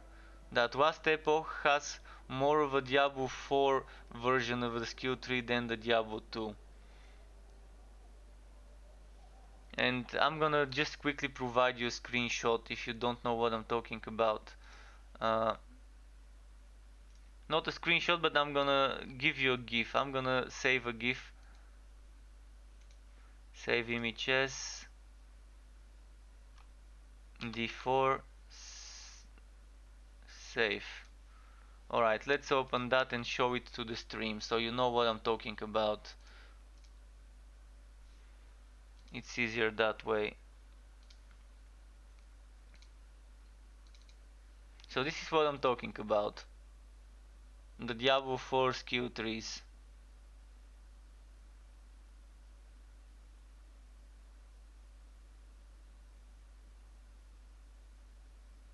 So it's pretty similar, not the same of course like Last Epoch, but it is kind of similar.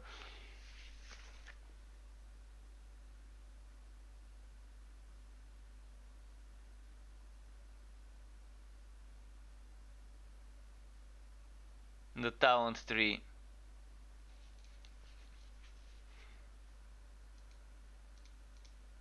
So yeah, it's nothing like this one. And with this one, first you have those 3 classes, then you have those 6 classes, and then on launch in 3 days we're gonna have those 12 classes here, and we can rotate, mix, match, link.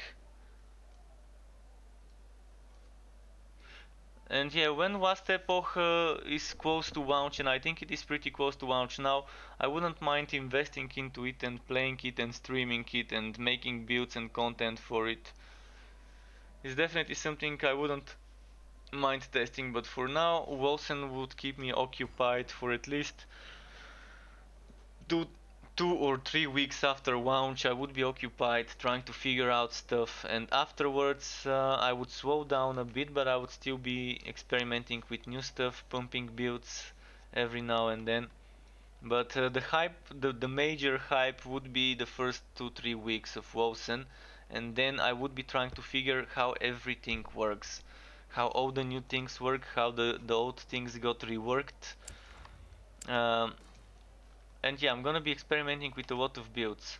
Just a second, I need to put this armor somewhere. Need to put this armor somewhere.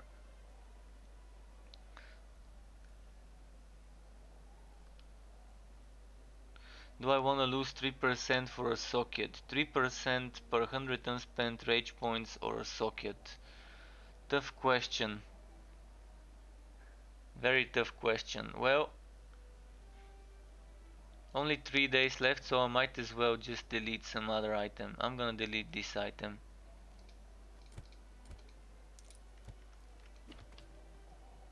Alright, let's do a regular run now. 6 consecutive maps.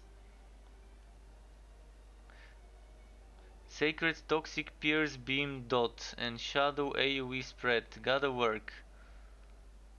Well, Toxic Pierce Beam Dot would work. Shadow AoE Spread. If you want a Shadow AoE Spread, uh, then there's one thing you can get. There's one thing you can get for Shadow AoE Spread, and that is this skill. This skill with this modifier. Just a second. Not this, not this. Actually, yeah, this modifier. This modifier, 360-degree area of effect around you with this skill.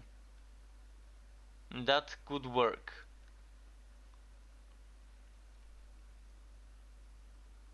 Alternatively, you can go for the default version of Eclipse. The default version of Eclipse is this one. Uh, E, E, there we go. This is the default version, but it's very close range. It's very close range, so it's not your typical shadow stuff. Currently, most shadow spells are close range, except this one. I'm gonna show you which one. Just a moment. Shit. Ah, fuck. Okay, let me go and die and restart this. I'm gonna show you the spell.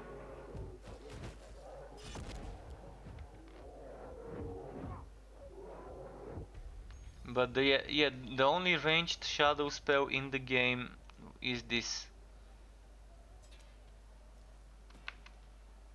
at the moment. And I don't think there's gonna be that many shadow spells on launch either. So this is the one you can use as a ranged spell.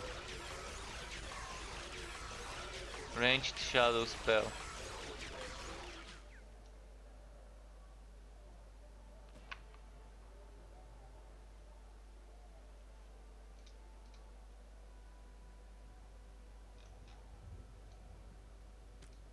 But it is nice, it is a nice spell.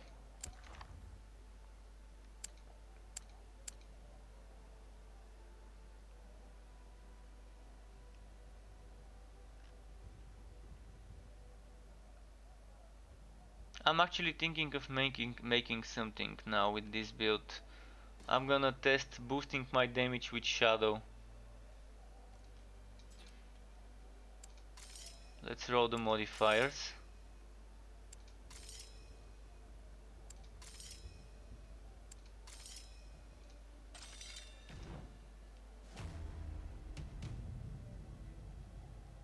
Yeah, but the modifier of the shadow ring, it's close range. It's not making it long range. I was talking about long range. And actually just what I wanted to show you is this shadow ring. But I can't use it without the legs. I really need the leg armor. If I get the leg armor, I can use it to modify my spin to win. But yeah, this is it. This is what we're talking about. But this one is very close range. Like 6 meters maybe. 5 meters. 5 meters radius. You can increase the radius though. From 3 to 5 meters. Otherwise it's just like this.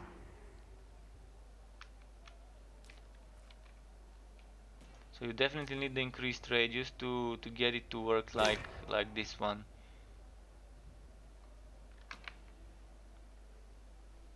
But it's not something phenomenal when it comes to range. Archer bow is also fun. The other modifier where you place it where you want is fun as well. But then you won't get this buff, and yeah, it's gonna work well. It's gonna work very well when when you have uh, when you have that other combo, the new modifier settings. Because currently you can have 20 modifier points, and the modifiers cost 4 and 8. But I think when the game launches, we would be able, with 10 modifier points, and the modifiers costing 1, 2, and 3 points, even if all those cost 3 points, this one and this one and this one, all of them costing 3 points, we would be able to use those together with this one.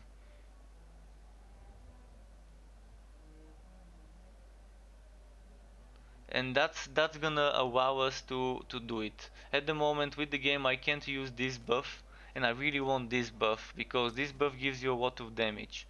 Just look at my shadow damage. Just I'm gonna show you quickly again. Uh,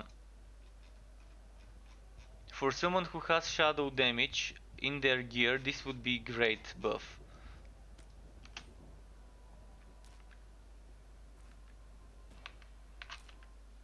So at the moment I don't have much shadow, but when I use this, it gives me up to, I think, 20 something percent of my shadow damage. Because it's giving percent. This buff should be giving percent damage, not base damage. So if I equip the dagger and I have 185 and I do this, it goes to 270 something. And this is huge boost. And if you use this and if you use the whitening as well, you get another such buff. And look at that, 360 something. So that's doubling my shadow damage. So basically it's giving me 50% of my shadow damage. And this is why you really don't want to lose this buff. I mean, this is not always shadow. You can make it whitening and ice if you want, but if you stack it in the same element, it's great. And that's why it's amazing to do this. And on launch that would be possible. What you said would be possible. Being able to use it like that, but with the buff. Like this, but with the buff. Because at the moment we can't, unfortunately.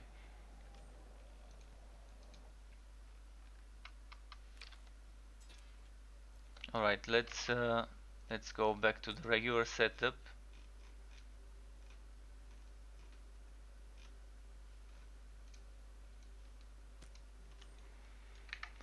And yeah, I'm so excited about the builds we can make. I mean, some of you are super creative and are gonna come with a lot of fun builds, I'm sure. And I can't wait to see what other people come up with as well. So we can play together with some weird builds. Weird builds coming together, playing multiplayer, farming with weird builds. The weird build crew.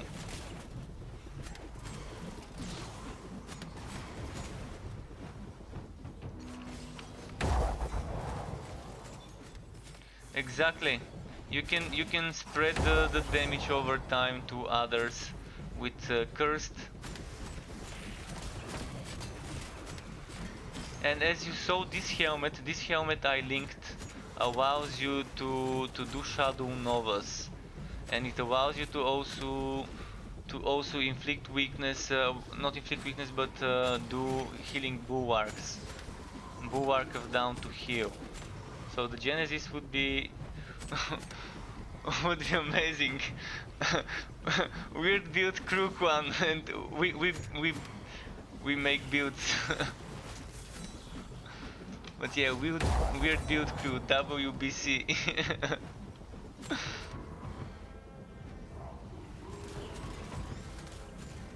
This whole game would be a collective weird build crew player base, because all the builds in these games can be super weird, especially when you go for hybrid stuff. And this game nudges you towards going for very hybrid like stuff. Oh fuck, I accidentally untainted the map. I wanted to do a regular run instead of untainted. But, well, I'm gonna have to do untainted.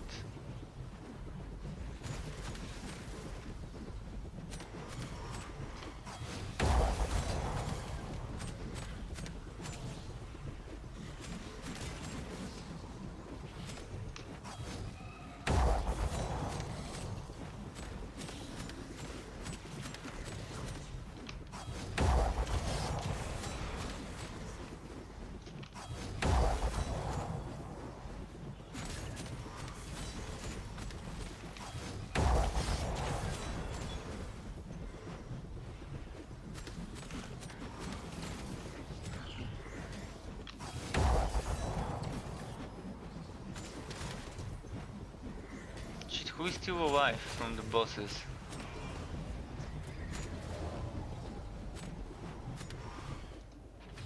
Okay, good.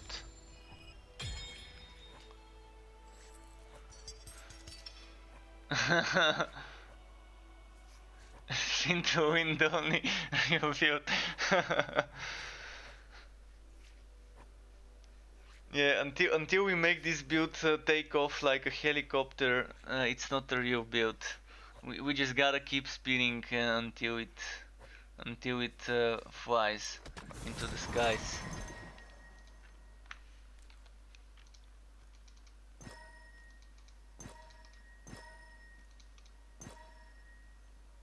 Chance to double the number of element stacks applied. By the way, this is something you would want on your element build. This would be what you want. And if you want toxic, you don't even need to be doing the beam. If you want toxic, there's an easier way to do it. This one. This is your toxic stuff. Much easier to do it rather than doing the piercing beam. And since you're doing the AoE Nova on the cursor with the shadow, you might as well do something similar but with poison. This one.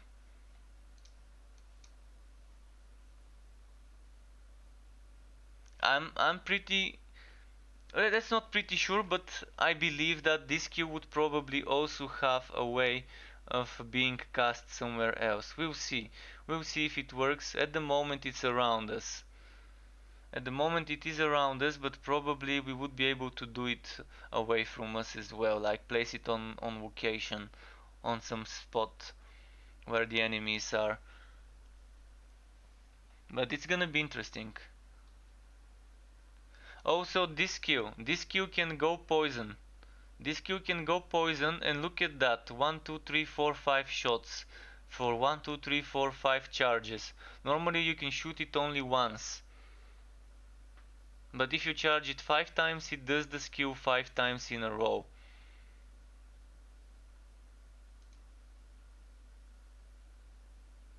Yeah, having the circle follow you definitely seems nice. Definitely a fun way of doing it. And Plague Burst has those modifiers for summoners. First of all, you can summon your you can make your summons explode if they're inside the area of effect.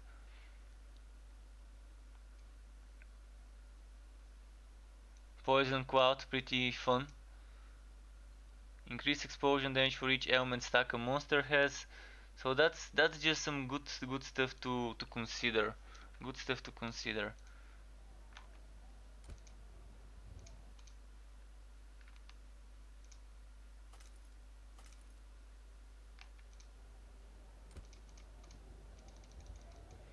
We can do some very fun theory crafting already when it comes to things that can maybe be combined together. But the thing, as I said, I'm most excited about duplicating one skill and using that duplicated skill two times of the same skill. Just imagine using the summoner skills twice. Imagine this thing being used twice. uh, this one gives you 72 willpower regeneration per second, the poison golem. So imagine having two of those because of duplicating the skill. And one of them can be used for taunting, the other one for maybe self-destruction if it's possible, or something like that. Because look at the modifiers we have revealed. This is for taunting, more threat. Okay, that's fine. This one, portion of the damage received by you is transmitted to the summon. That's fine as well. Converts the summon's base damage toxic to whitening damage. This is also interesting. And becomes mage that casts a protective shield. So imagine having one to tank with toxic and one to do mage protective shield on you. So you can have one of them doing the protective shield, and you can have one of them being the toxic tank with duplicated skills.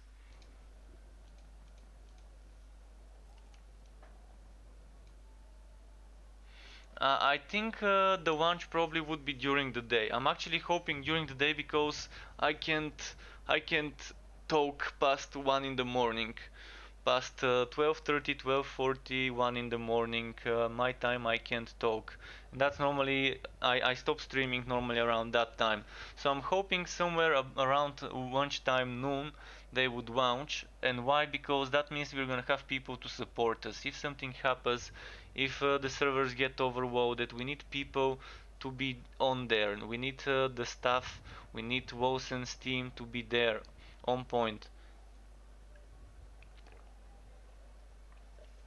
Sorry, I'm drinking some water. So we need someone to, not someone, we need the whole team probably to be able to respond if there's something that goes wrong, if the launch is not as smooth as one might expect. And launches are normally not really smooth nowadays. Especially they had 2 weeks of maintenance on the server, so they probably did all sorts of testing, but unless you let the people, unless you unleash the Kraken and let the people food your servers and break them, you're not gonna know how things are gonna be. There might be some annoying bugs and glitches that might require some instant hot fixing, so I do prefer launches that are not on Friday evening, and I do prefer launches that are not around midnight, but are when people are actually at work from the company who launched the game. So Wednesday and Thursday launches are great for me. I know not as many people play on Wednesdays and Thursdays opposed to Friday nights, but looking at it from the other aspect, it definitely is better. They haven't posted actual timing yet, so we're gonna see. We're gonna see when that would be. Maybe tomorrow they can post the timing. Today they posted those two new modifiers. The modifier for Tier of Etelio. So if you didn't see it,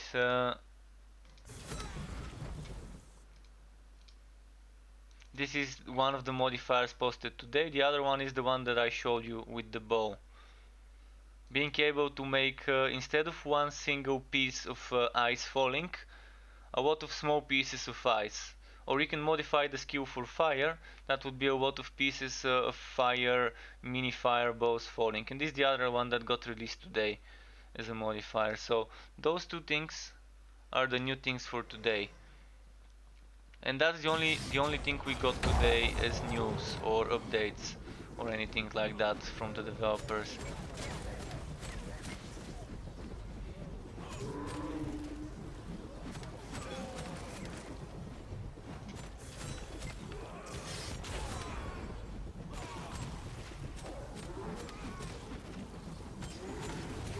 I'm definitely hoping it's not gonna be midnight though, but we'll see. I mean, if it is at midnight, I'm gonna start playing one character, and then when I can do the streaming, I'm gonna start from scratch on a new character.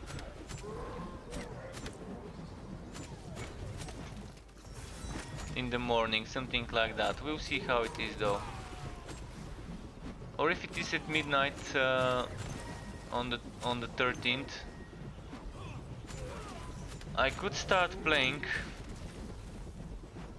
just in the morning and just skip the first few hours, but we'll see. My bet is they won't do it on midnight so that they can be there if something goes wrong.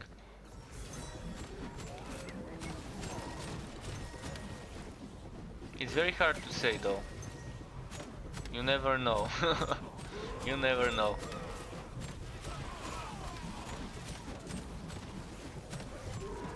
I mean, if it was a single player game, it releasing at midnight would not be something out of the question. But since it's a game um, that would also have co-op and everything like that, it makes sense to have someone be there on duty.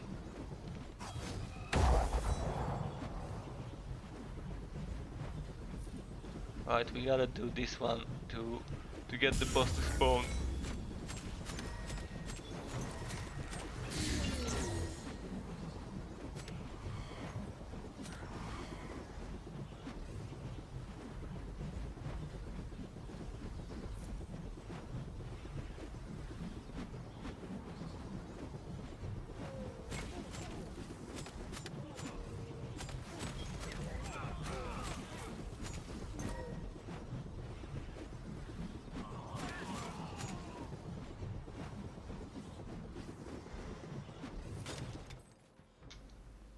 Oh, it's still not ready. Wow.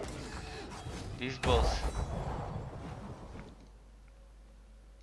I don't think it's people hosting, it's Steam servers. It's the same way you have in Path of Exile, being able to connect to Frankfurt, to Amsterdam, and so on. That's how it has always been. So it's definitely not people hosting. It's people being the party leader, but the party leader can always change. So it's definitely not peer-to-peer. Because if it was peer-to-peer, people would be able to cheat it and yeah, maybe modify some shit. So it's always been us using the Steam servers. Frankfurt, Milan, Amsterdam and all of that. I mean, it's connecting you automatically, I guess. It is, I guess, connecting us automatically. We used to be able to select the server here. Region. See, that's the different regions that they have enabled.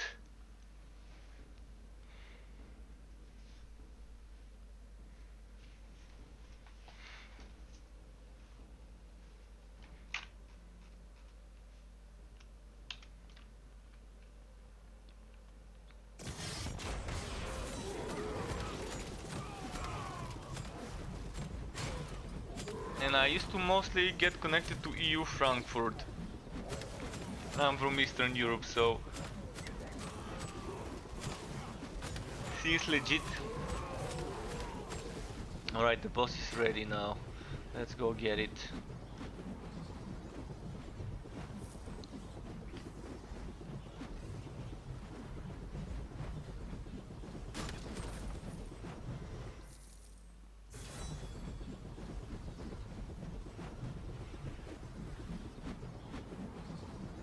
But yeah, even if they release at launch, they would be prepared for sure. I I highly doubt that if they decide to release at launch, they wouldn't be there. If they release at midnight. Whenever they decide to do it, believe me, there should be someone there, and they will be probably. Even if it's at midnight.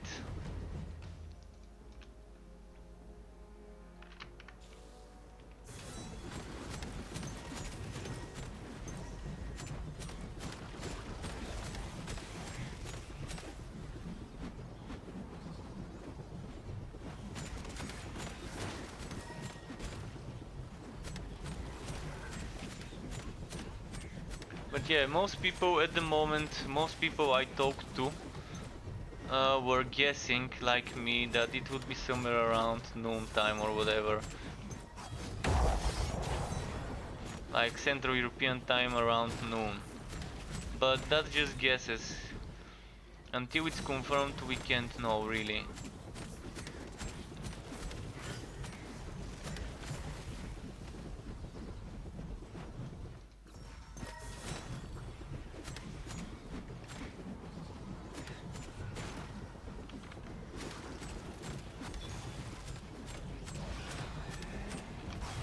Boom.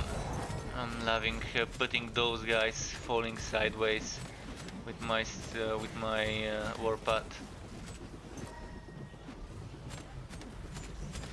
Well, you can join other players' games at the moment in the beta. You can join it, but if they invite you or if you're looking for match at the same time. So I'm assuming they would have done some fixes to the matchmaking because the matchmaking felt incomplete in the beta. It felt like a first early version of matchmaking, something to be like a placeholder. So hopefully they've improved upon that.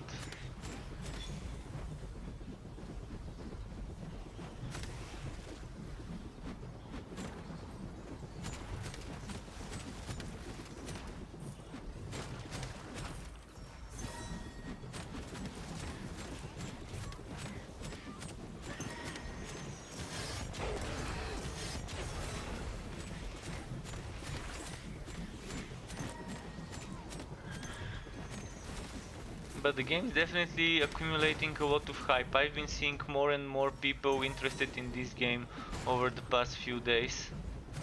And that's a great thing for the game.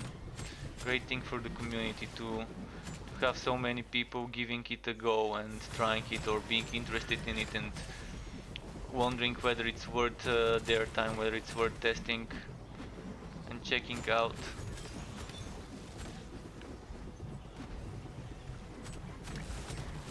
It's definitely generating hype without doing too much, which is even better. They're not doing too much to generate the hype. They're doing the necessary though. They're doing the necessary. They're teasing certain things to come, bit by bit. They're not teasing everything at once. And look, you can see how they teased some of the skills. You can see how they teased. They teased the fashion. You can see how they teased the structures, the buildings, the houses that we can make. And yeah, it's gonna get future updates as well. It's gonna get future updates of future features and systems. Like in the alpha we had proper housing, or was it in the beta? We had proper housing with a real house where you go in the house and you build wardrobes and chairs and tables and all of that. We used to have this, but then they removed it. So I have no idea what went there to decide to remove it and to go for something like the buildings and structures that are upgrading the palace um, for the launch. But probably they would return this as well. Probably we would have our own palace or whatever to decorate on the inside instead of just a basic house. Maybe they're gonna release that few months after the launch.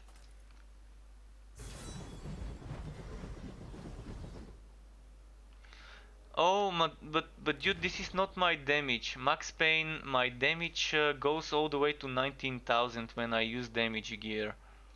This is my low damage items. The biggest thing that gives me damage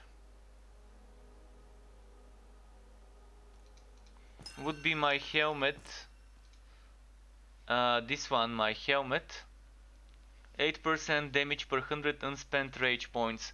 And this is huge. This can go up to 9%. And this one, my chest piece, another 9% damage per 100 unspent rage points. And then my item is very good in regards to this aspect, giving physical and rent, which are both material damage. So the only non-material damage that it's giving me as a flat bonus is Aether damage. The sacred comes from the gems, but you can't get non-occult from the gems. So that's why with this material damage there that I've got nice material damage, I am stacking material damage and rage and willpower here, material damage plus rage and willpower here, and material damage plus rage and willpower cost reduction here. I'm using this item. Ideally you would be using two of those. Two of those go a long way for the damage. Then if you want damage you can use Udelia's March. If you want damage you can use the Trial Belt. If you want damage you can use Seal of the Arbiter. And if you want damage you can use another amulet, because I'm using movement speed stacking a build. My build is stacking the most movement speed I can get. You can see this gives me movement speed and this also gives me movement speed. This gives me all attributes, which is still not too bad. But yeah, if I want more damage I go for this setup, and if I want more damage I remove this point and this point and this point of movement speed, and then I remove those 1, 2, 3, 4 points as well. That gives me 7 points. Then I do 1, 2, 3, 4, 5, 6, 7 points. 7 points for more. No, actually that's not here. Oh no, that's it, never mind, that's exactly it.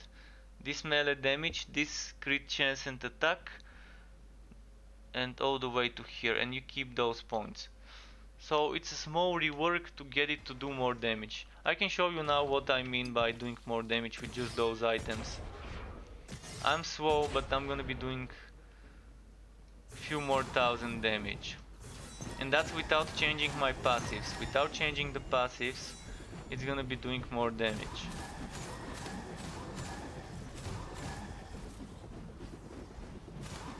I can get this with changing the passive to do 18-19,000 crits.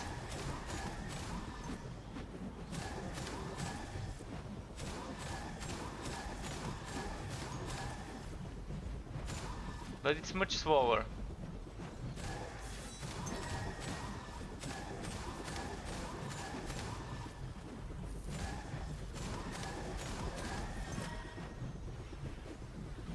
And if you want even bigger crits, there's options for that too.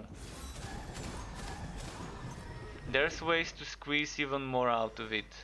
Because this one reduces the damage, but it makes it do damage more often. So you can use it, you can remove it just to see bigger crits. Maybe use this or that, it doesn't matter which one.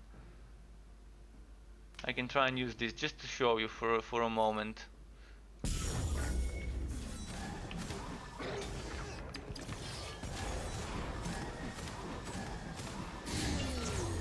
If you can get a lot of sacred damage from amulets, rings, and from the sockets, sacred damage to attacks, eventually you would be applying weakness and sacred with your attacks.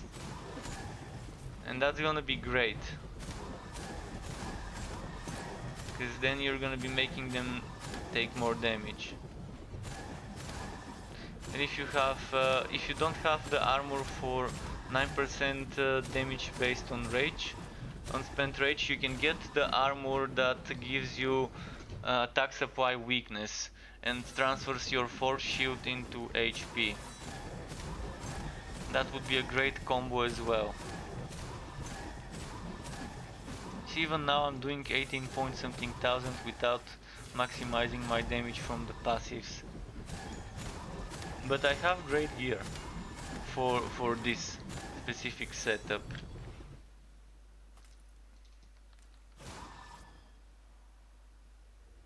8% sunny. 8% sunny, and I had 7%, 14, 14, 40, 30, 14, 39, 28. This 1%, I really want that extra 1% movement speed.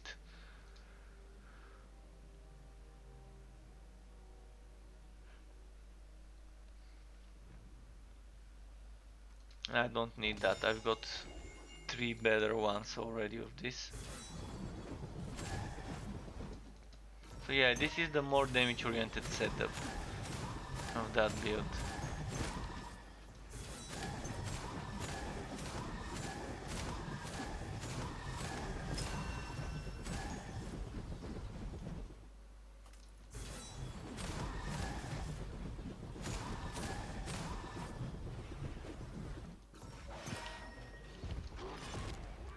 Oh shit, I didn't have rage ready to move away.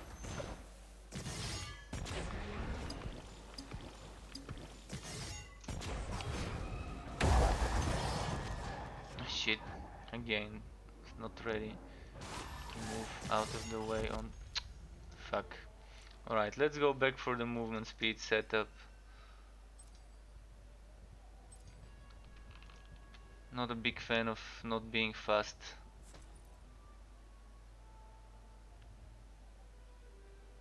And I use movement speed on my armors and legs and helmet. So you might want to go for masterwork. It doesn't have to be masterwork, but you might want to go for rogue armor. Rogue armor for movement speed if you want to duplicate my setup for movement speed. I mean, I'm losing some damage, but in the end it's totally worth it.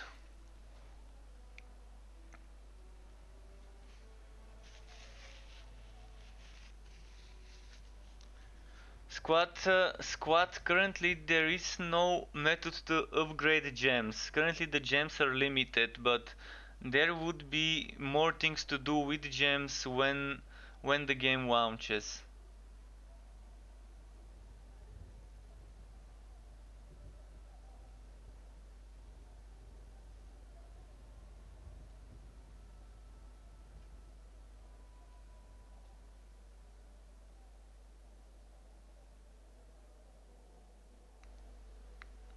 So no heraldic cube like in Yabu so far, but we'll see. Maybe it would work in some way to be able to upgrade lower tier gems into higher tier gems. But the best thing about this game is you wouldn't be spending that much time farming lower tier gems. Yeah, while you're leveling you would have some low tier gems, but eventually when you finish leveling you would be flooded with gems. I mean, I'm not picking up gems because it's dropping so many. I really don't have enough room to pick every single gem, and I really don't need them now. But while you're a new player, you would be picking up a lot of gems, and once you max out, you wanna be focusing on the end game. So yeah, while you're leveling up, pick up every gem you can, use them, but in the end, you're not gonna be picking up very shit tier gems once you reach max level. And ailment damage chance build. Yeah, ailment builds on turrets go well with Immortal Offering. And this gear with the X% damage you only do in untainted maps. You only do this in untainted maps. If you're not doing untainted maps, you can't get that gear, because it only drops there. If you try to get it without wearing untainted, then you're not gonna get it. I also do hope, because at the moment no one wants to use staffs. No one feels like using staffs is good. The only reason when I would be using staffs would be the Rage Mage legs. If I have the Rage Mage legs, then using staffs would be acceptable for me.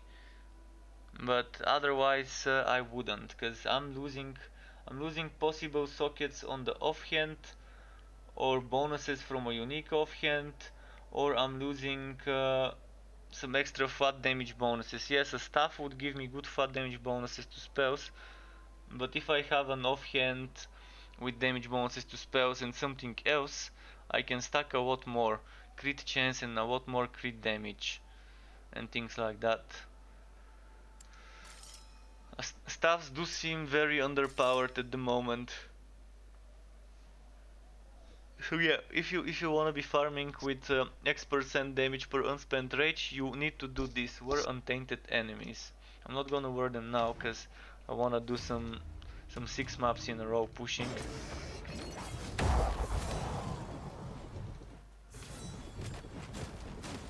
You can see with this setup I'm stacking 10.2 movement speed, 10.2 meters per second, 10.3 actually, because I just added 1 more percent movement speed to myself. And 10.3% movement speed is a great amount of movement speed.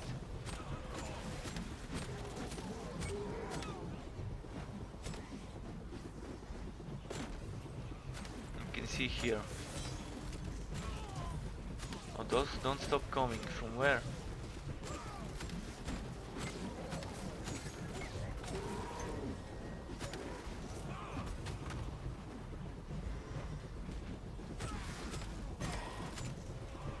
Alright, we reached some dead end here.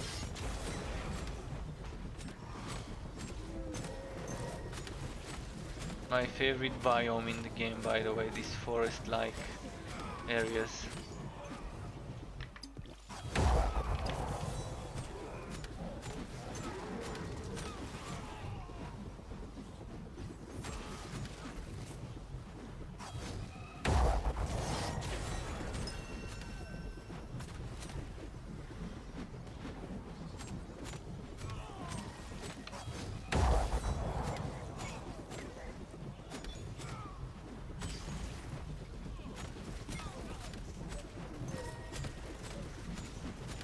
Come on, come on.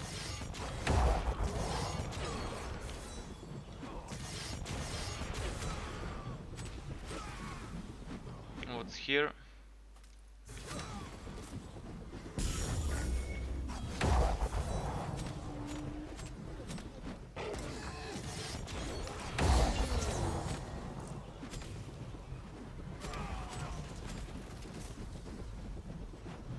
The spin animation color change after what weapon is equipped. No, the spin animation seems to be equipping a spectral great sword. See, it's regardless of what weapon I'm using, it always seems to summon some sort of a great sword. I tested it earlier with a dagger, and it doesn't change it. And which is interesting, which is nice. That means regardless of what weapons, it's always gonna look the same way.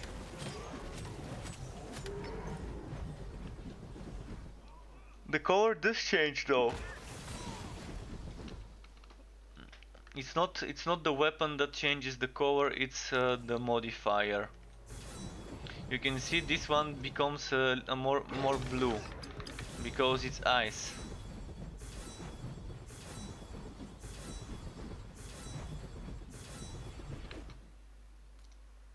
And this one is the same.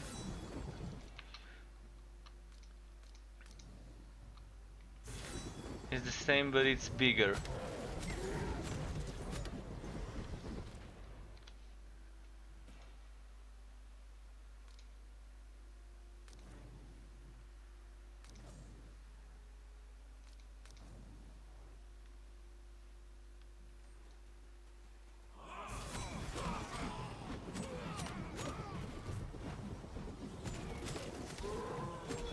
So yeah, definitely a lot of customization you can make with the skill.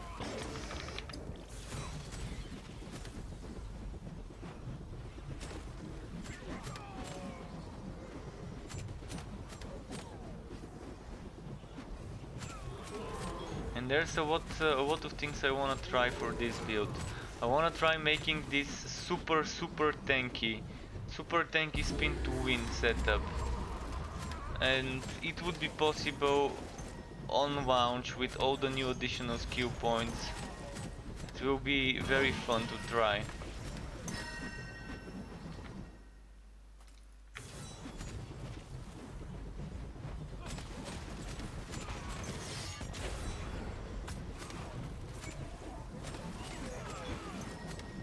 Okay, we're going that way.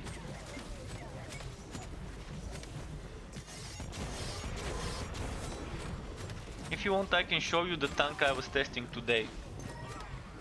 If you want to see the tank I was testing today with 27,000 O resistance. I mean, it's not always 27,000 O resistance, but I was stacking it all the way to 27,000 in the end.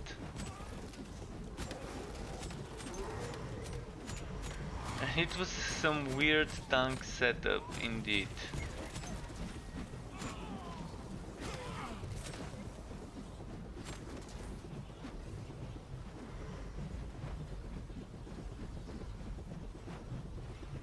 It's getting stuck. And no, damage does not speed up with attack speed. I've checked it. I've checked if the damage speeds up with attack speed, and you can see it for yourself. Just test this. Test it like this. See if my damage ticks apply more often or less often. The the spinning animation is slower, visually slower spinning animation, but the damage ticks do not get affected by this.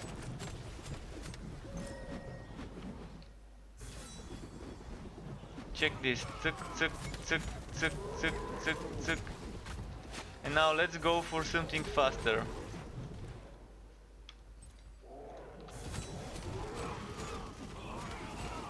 Tuk, tuk, tuk, tuk, tuk.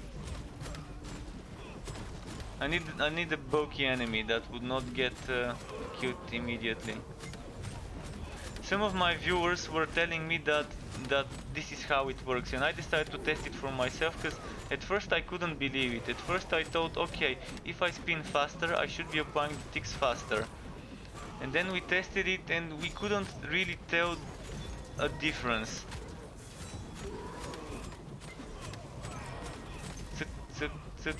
It seems to be the same. What modifies this damage ticking, how often it becomes, is modifiers for the skill. So yeah, some modifiers make it slower, some faster.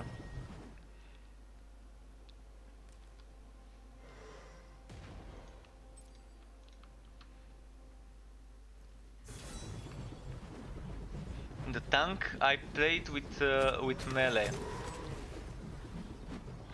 I played it with melee, and I can show you.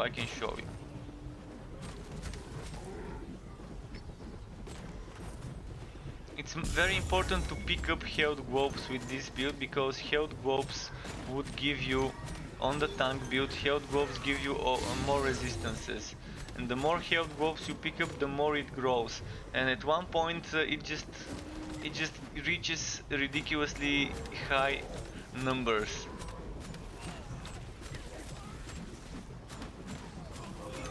I'm actually gonna try spin to win tank this time. This time I'm gonna try playing it with spin to win instead of with bleeding catch. But with bleeding catch it works very well because you have so much wife leech and it's just faster.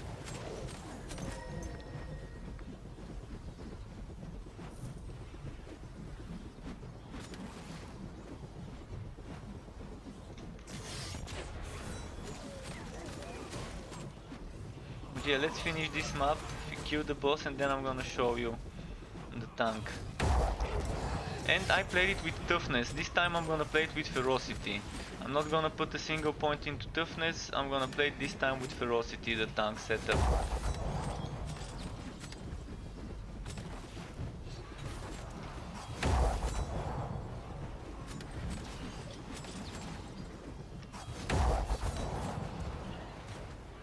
Ah, stuck.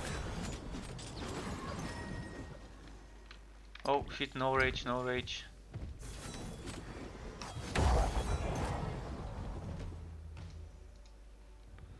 So this time around I will test it with ferocity. What I need is this thing here, this thing here, this thing here, and I need Bulwark of Down. But Bulwark of Down is probably not really needed, but I played it with Bulwark of Down. So the way I played it is with this shield, but I want to test it with maybe other shields as well. Might check it with this one.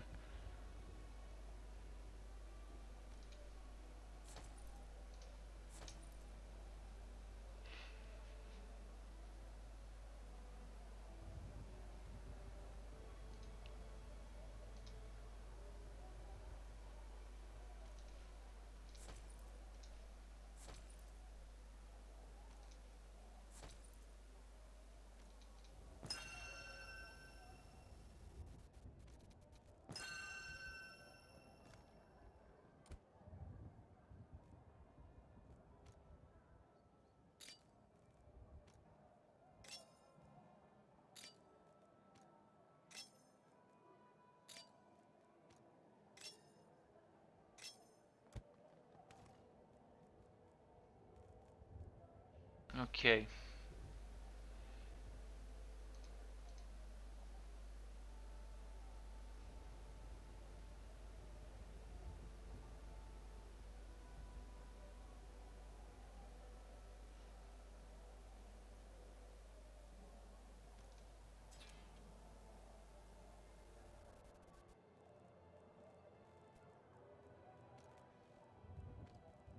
What did I play it with? I think I played it with this one, with the dagger.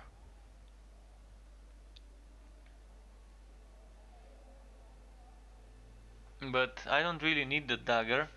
If I have a better with sacred damage, better weapon with sacred damage would be great. Melee weapon, single one-handed melee weapon with sacred damage. This is what we need to find. This one. But no wife leech. I need the wife leech on the weapon.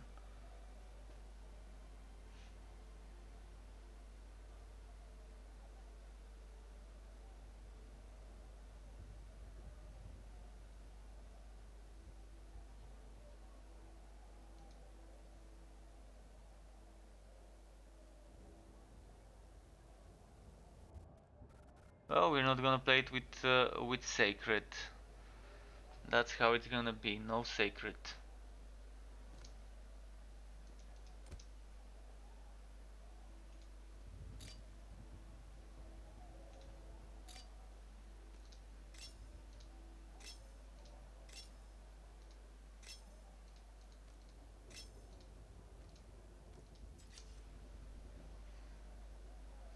Yeah.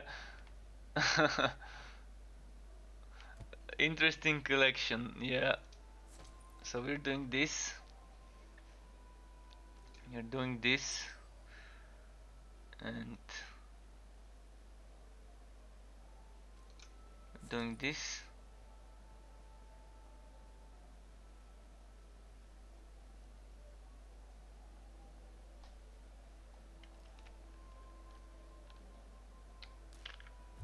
So here for the passives, what I did is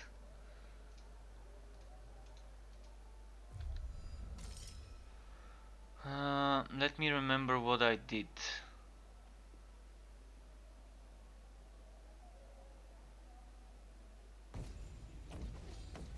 I think I got this here, and I got this here, and I got this.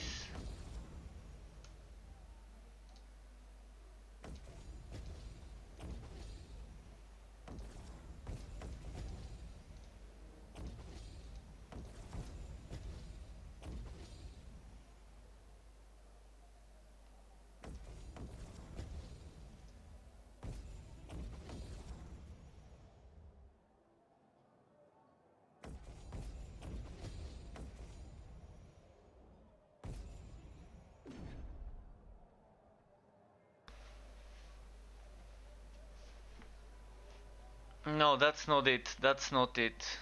Uh, I didn't have this. Something's not right here.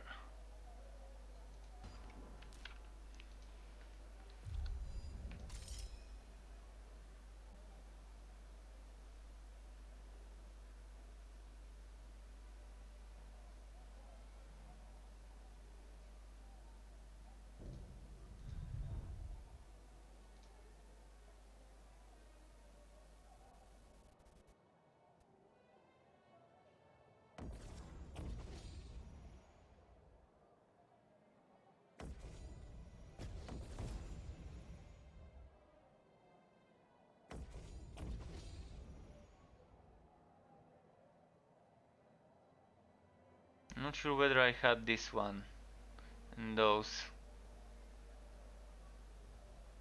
Shit, why can't I remember what I was using? Let me quickly check.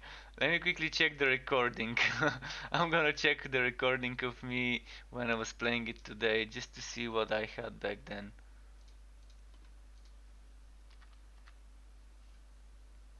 Because I can't remember what the hell I used. I'm pretty sure it was similar. I know I had this one, and I know I had this one and this one and this one and this one.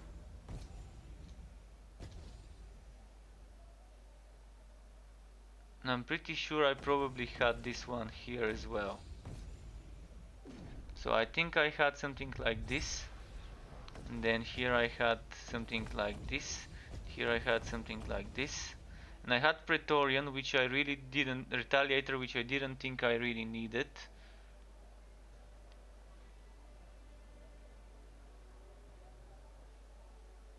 I'm pretty sure I also had this.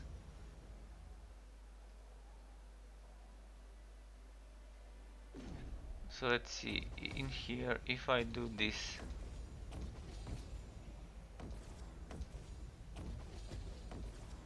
two, I can probably do it like that.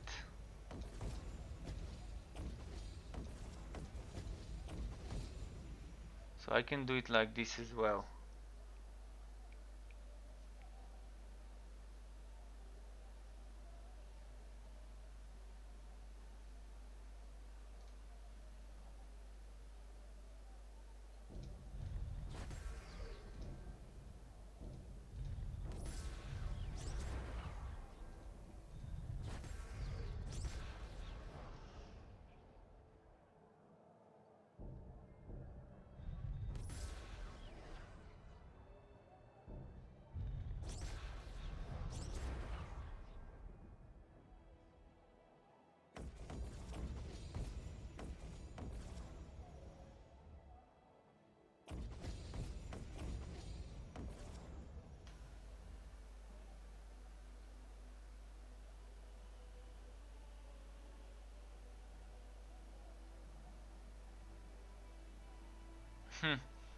And now I have 2 points.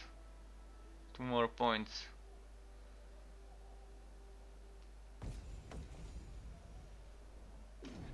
Maybe it was something like this. Let me try and...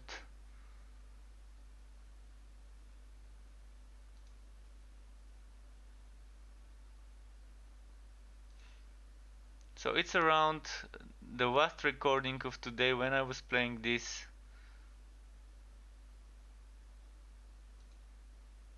It was around 1 hour and a half in.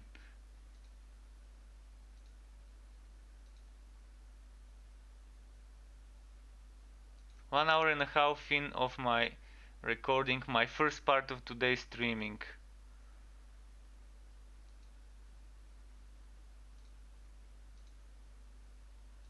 And it ended close to the 2 hour mark. Well, I'm not seeing the exact same stats I had, but probably getting pretty close. Oh, yeah, I just saw it. Just saw the tree. So, I see what I had. I see what I had. So the thing I was using was kinda different than what I have right now. But let's do it. Let's do it the way I did it before. So it was like this.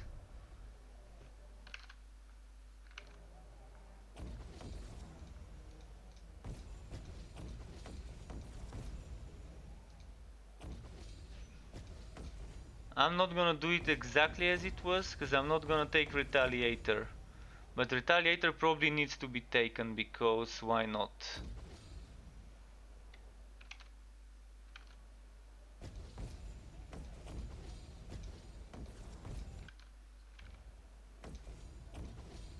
So I'm gonna do it exactly as it was earlier today, 1-to-1.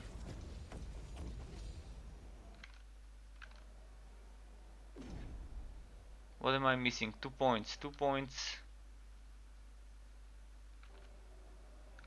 Where did I put those 2 points?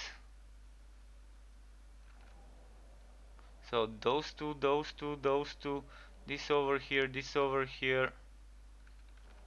Oh, I had this point here.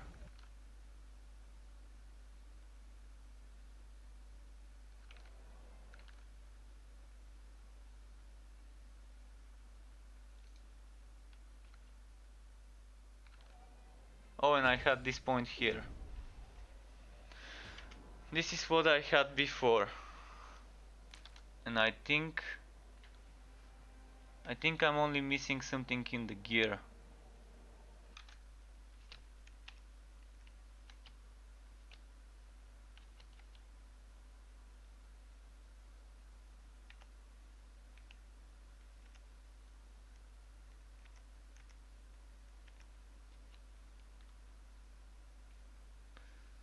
So I had Sunny Stash, I had this, I had my dagger but with shadow damage, had those boots, the belt. The gauntlets were different. I was using this one.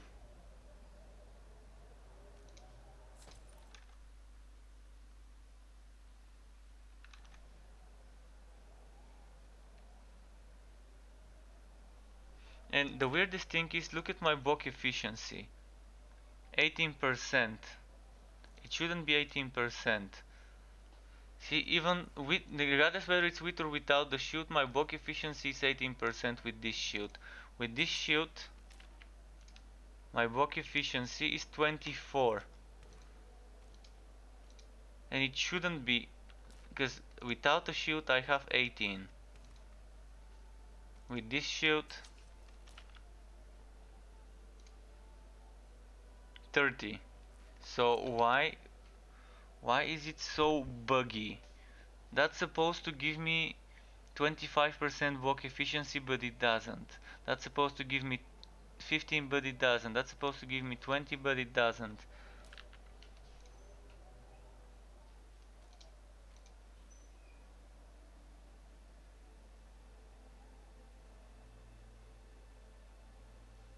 This is the biggest shit of them all. But yeah, I had this quintet.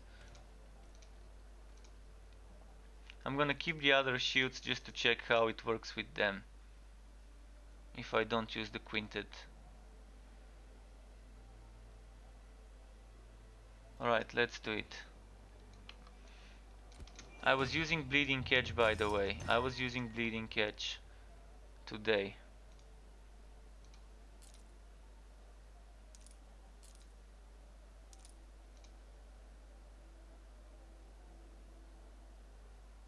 That's not bad, by the way, for a belt.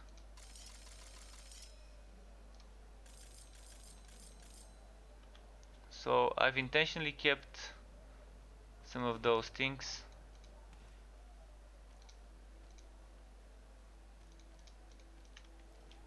To experiment. And I was doing champion 1 and champion 6 just to see how it works, but I'm gonna do something easier, like what I was doing just now. Oh, and I also went for toughness. I'm now full ferocity at the moment.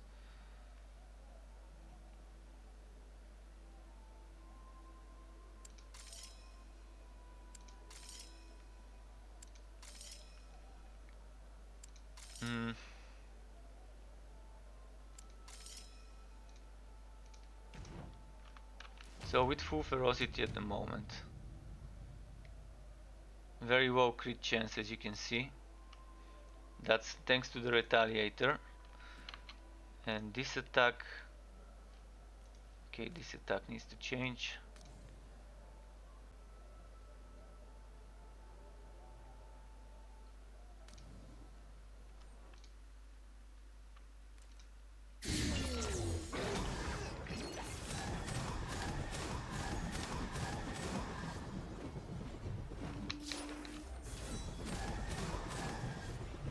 So we're testing how it works with spin to win instead of the bleeding catch.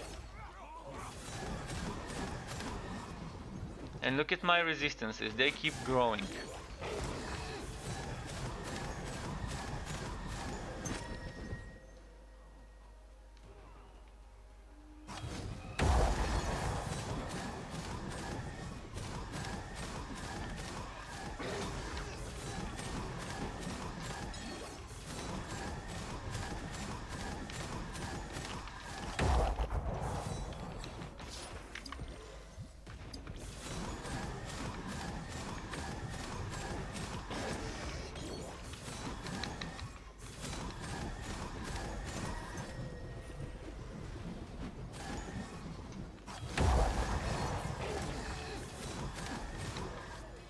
Well, with spin to win it doesn't work as well as with bleeding catch, I can tell you that.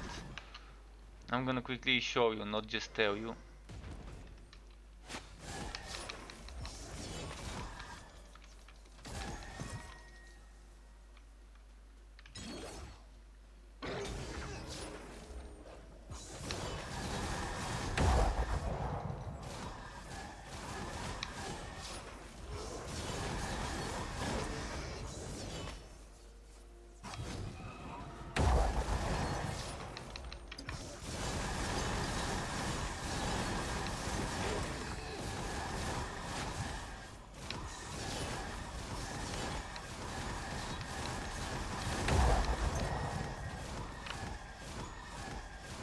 See, as I pick up globes, my resistances just keep going up.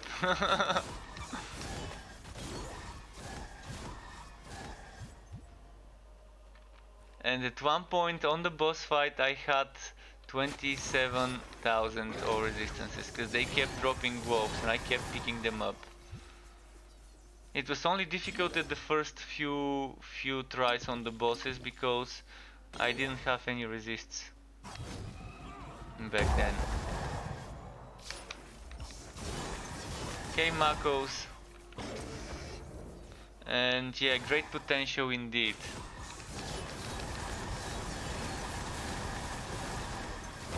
And the thing is, when you're doing a harder difficulty, the enemies don't die right away. So they're gonna keep dropping orbs. And this is pretty fun, yeah.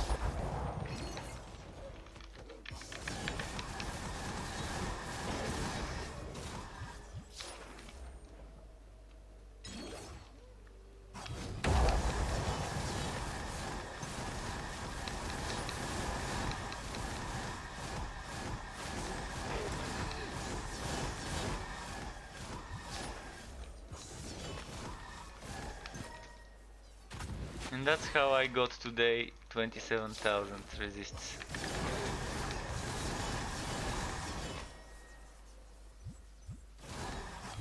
It's slow, but if you want to go all in on the defenses and be the support of the team, you can do it with kind of similar setup.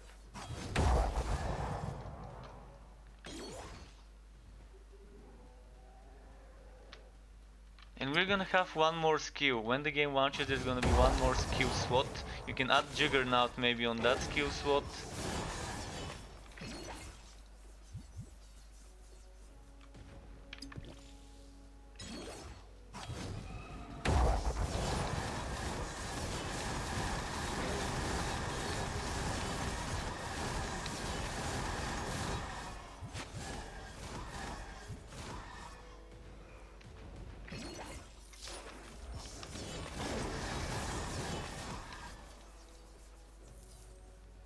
And that's with me going all in on Ferocity. You can just keep going into Ferocity.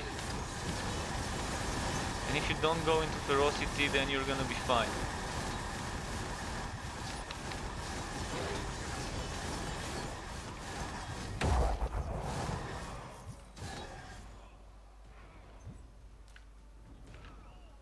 See, 5,000 resistances.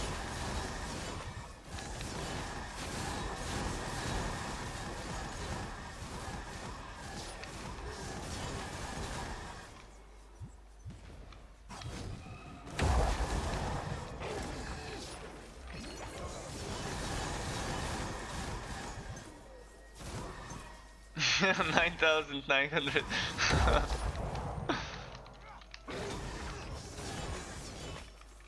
Yeah, there will be wipe in 3 days. There's gonna be wipe Greg. So Greg Smayakovsky, keep in mind all the data we earn now would be lost. So don't try too hard.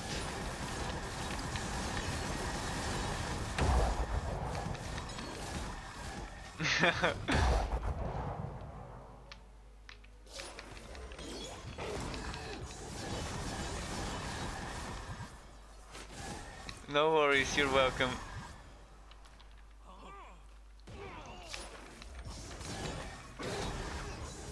But yeah, this I will make better. This I will make better because I would make it spin to win setup on launch. I would combine my spin to win with the regeneration on kill, together with this, together with some extra crit chance score, and I might probably get rid of Bulwark of Down for healing, or maybe add Bulwark of Down, but we'll see. Because this shield can give you more damage. This gives you extra 0.5% damage per physical resistance. And what you need is you need that extra armor. You need the armor that applies weakness on attacks and converts force shield into health. With that one, you can be extra tanky. Ideally you would have two of those. But even if you don't have two of those, that's fine. You can go all in on the tankiness.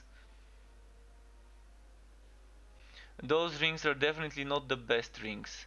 They're not the best rings, and there's gonna be probably better results if you go for something like this maybe, but you're gonna lose stats. I'm using those because they give me a lot of stats and health and stuff.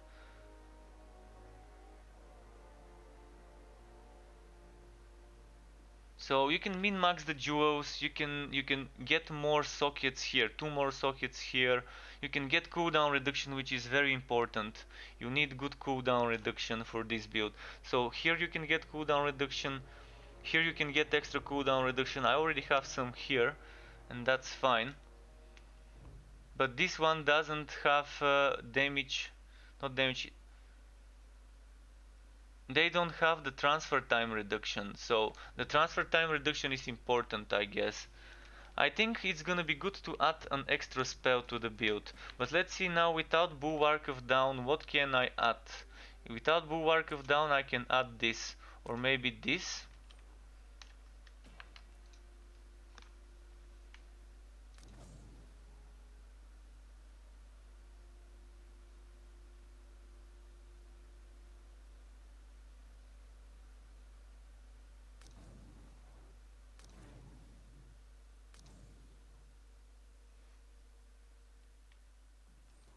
Let's check it. Let's try and find some enemies.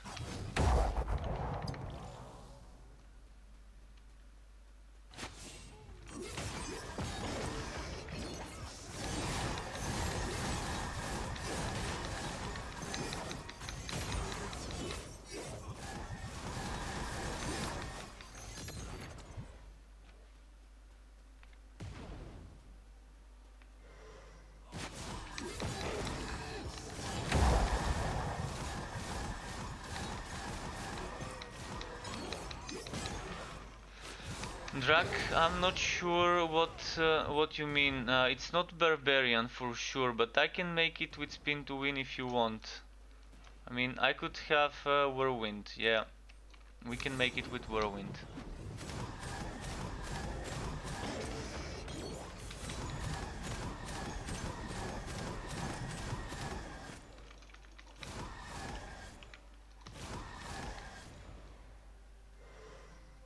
All right, let's move here.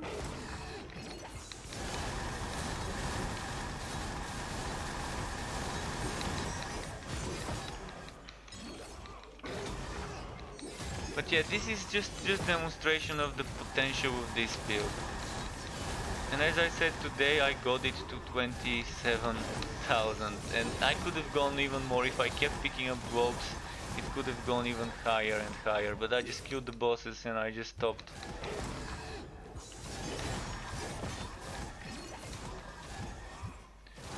Yeah, Drak, you don't have something like a barbarian, but you have class builds. It's not actually classes. You have builds that are similar to the barbarian. You don't have classes.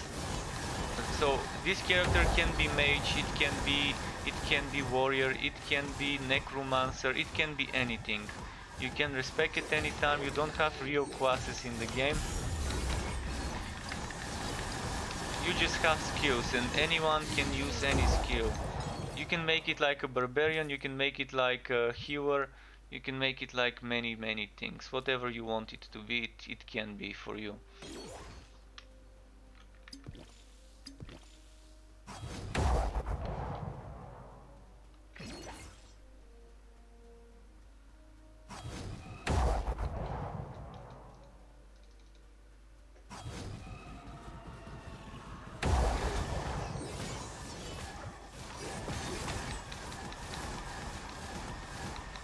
This would work very well with the Genesis.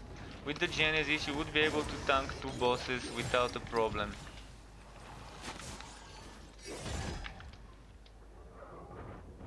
With the Genesis helmet. Of course now I need to build my stacks. I need to build my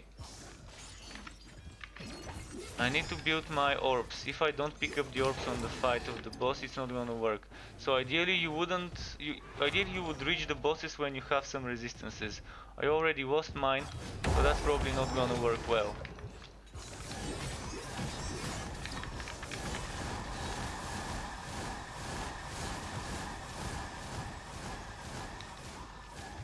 Because I lost my rage and everything.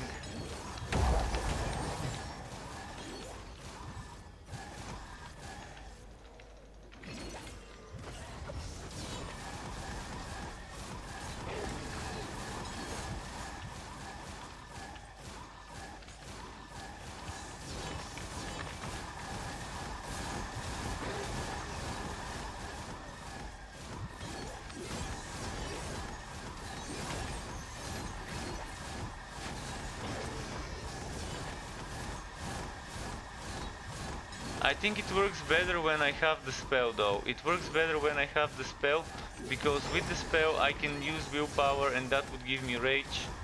So I strongly recommend using it with the spell. With this shield and with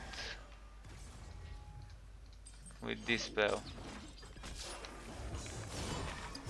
This spell heals you, gives you sacred damage. It can also give you stamina regeneration. So strongly suggested to use it with Quintet of Sundowns. You can even use it differently. Instead of using Quintet of Sundowns, you can use Arctic Spear, which is also a sacred spell. Arctic Spear is a sacred spell, it would work well with the setup.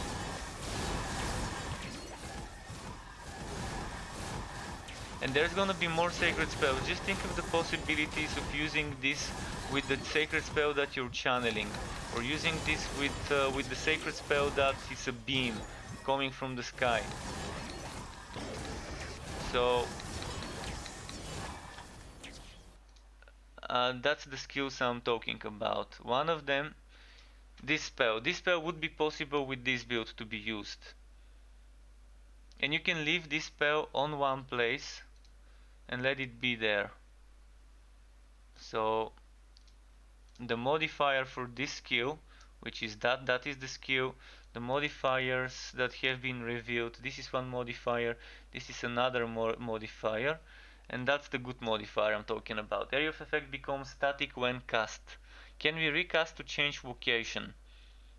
So you place it in one place and it keeps pew pew pew from above. The other one is this one can be used as well. You can charge it up to 3 times. Up to 3 times to do more damage and heal more. This also heals your allies. So you can either heal your allies with this, or heal yourself, or just do damage. And this would be interesting to try. And you can also use it as an escape mechanic. You can get rid of Warpath. You can use this as an escape mechanic, and you can use the other one as damage. This one as damage, and it's great. And by the way, Arctic Spear, which I'm using at the moment, can be modified like this to shoot small spears, and it can be sacred. So it can be like that, but shooting more spears. And it also applies weakness, and with the armor that applies weakness, it's gonna go great. Armor that applies weakness, the trial belt that can apply weakness, sovereign shout applies weakness,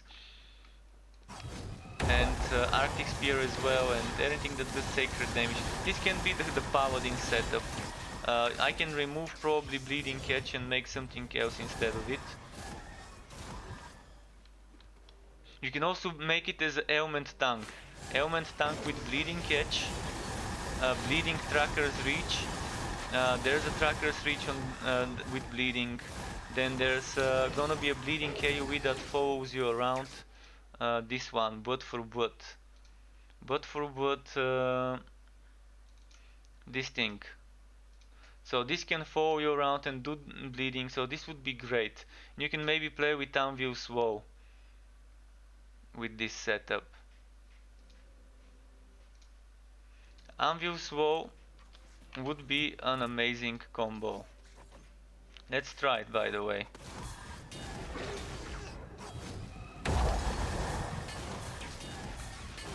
But I still think Bleeding Catch is amazing, because Bleeding Catch hits a lot of enemies at the same time. And it doesn't use that much rage.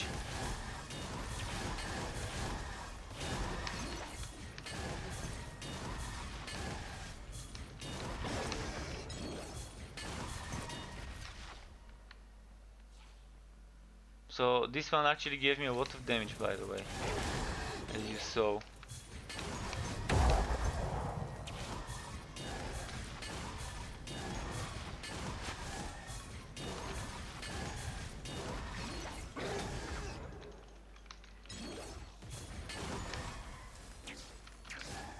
And another thing that we can do with this skill is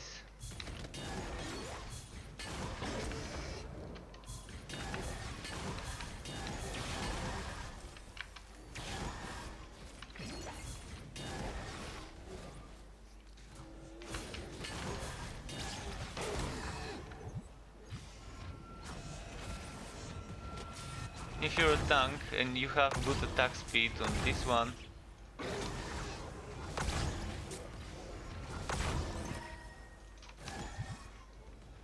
you can charge it, but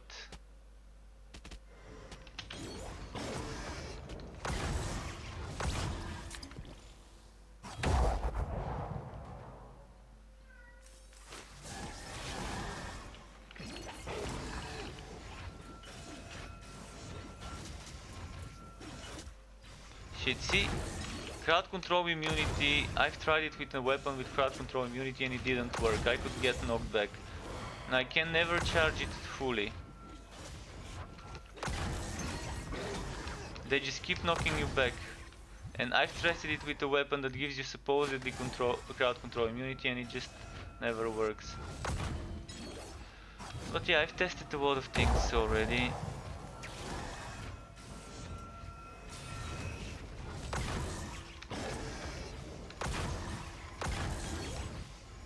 It's definitely not worth the charging one. But this skill would be perfect when it's modified. This would be probably the skill I would prefer to play with this version of it. This version of that skill would be perfect. Instead of what we get right now. But for now, Bleeding Edge seems like the better option out of all the melee skills we can get.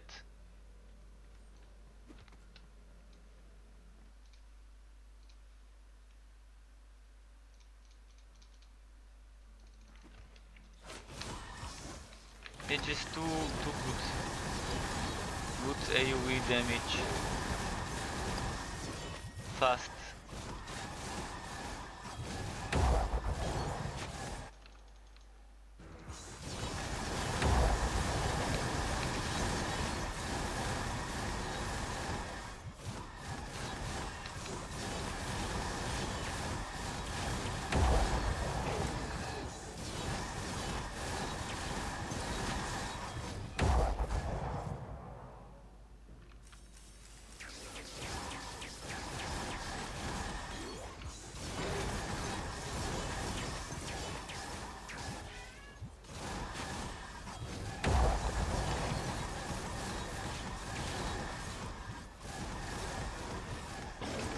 Yeah, this I think would have taunt. I think this guy would have taunts. And if we have taunts and we can tank for our team and keep ourselves alive, in the end it's gonna work out very well if we have someone that can dish out massive amounts of damage from the team.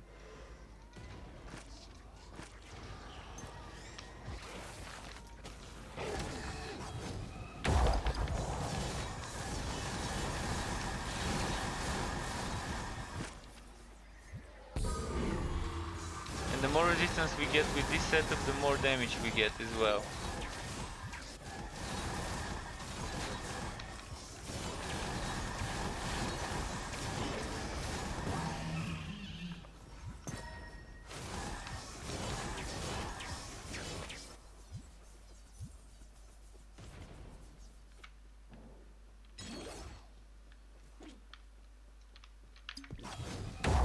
Where is the boss?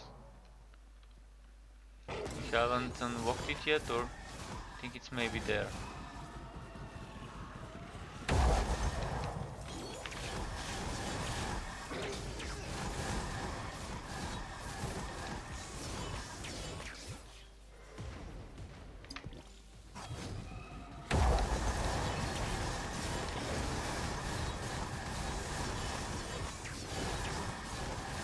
And keep in mind, we're gonna be able to put more points into ferocity, more points into toughness. We're gonna be able to get more crits. Because at the moment this build is suffering from lack of crits due to the minus 50% crit chance from the skill, from the passive skill.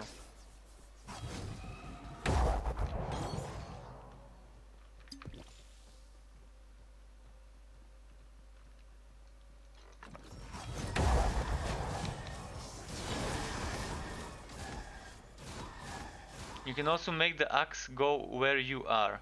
That's also something with Bleeding Edge you can do.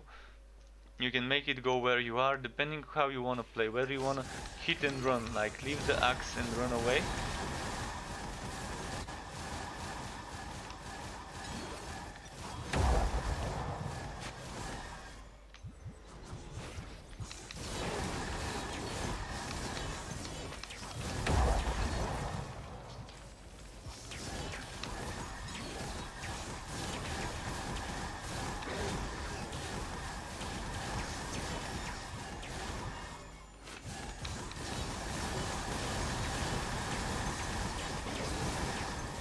So there's a lot of things that you can achieve with this.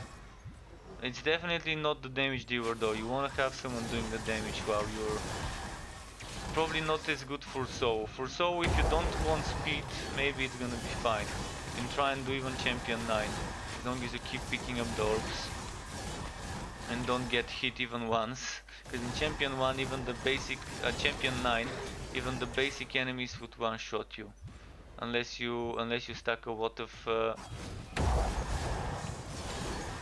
I mean, you're probably gonna block a lot of the hits. That's 70% block chance I've got right there. 75% block chance. So you're gonna be blocking a lot of the hits, but if one hit makes it through before you build up the resistances, it's gonna be hard. You wanna make those resistances up. And I tried it today on Champion 1 and on Champion 6.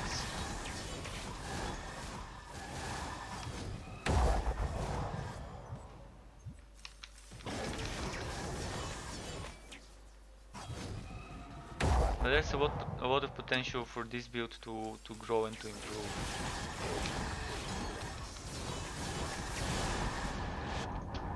See, before you build up the resistances, this happens. Now after I build them up, it's probably gonna be much easier.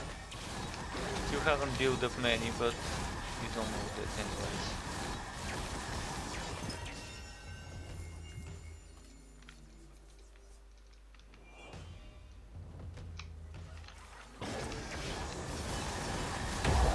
You can even use Wings of Ishmir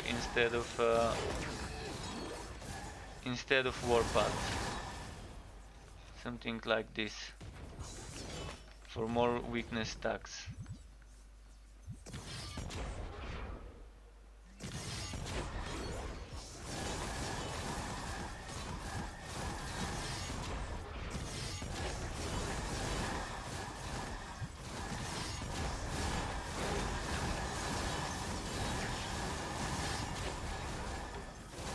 Abolition Act is the one that gives you crowd control immunity, but you can see that even with that one, they're gonna be knocking me back. Let's see. Although those can't knock back, so that's not the right enemies to show you this on.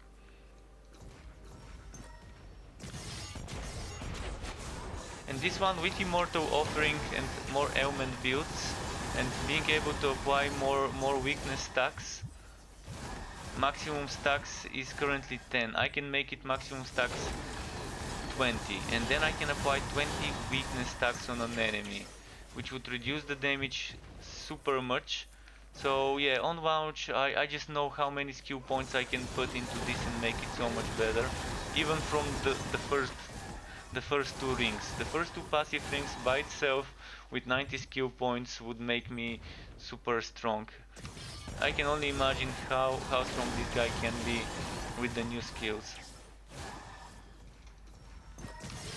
And level 90 stuff going on. Level 90 items. There's probably gonna be super good tank items that are coming with the launch as well.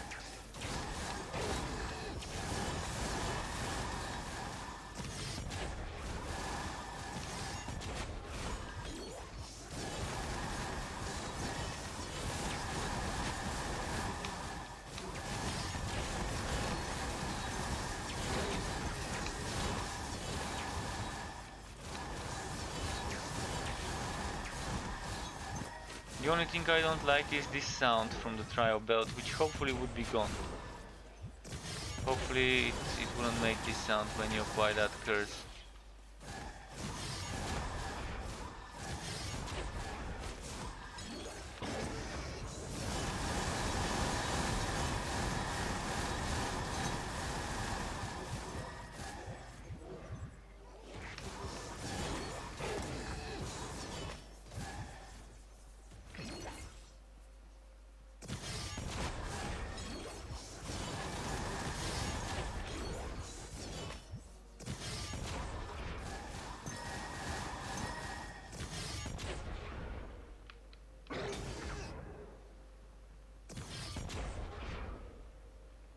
And one good thing about not using the spear and using Bulwark of Down, stamina regeneration.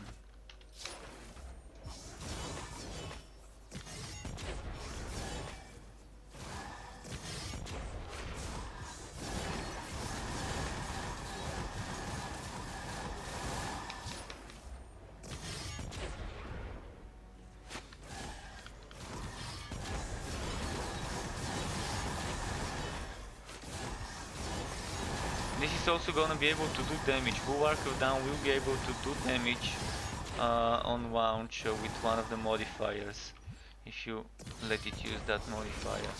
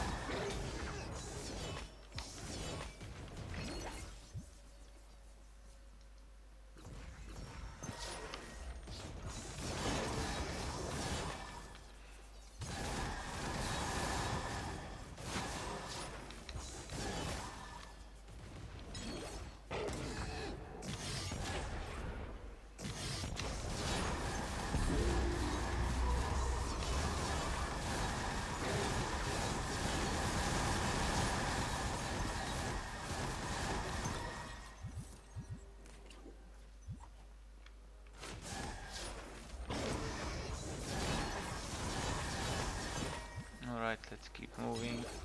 Oh wait, wait. This might drop. No, it won't.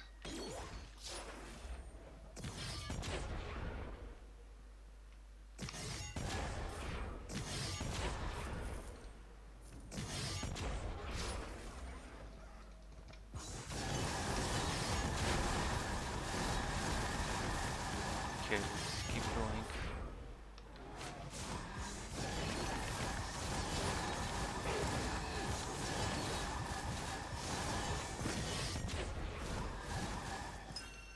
So yeah, not your meta super speed fast supersonic build, but it's fun.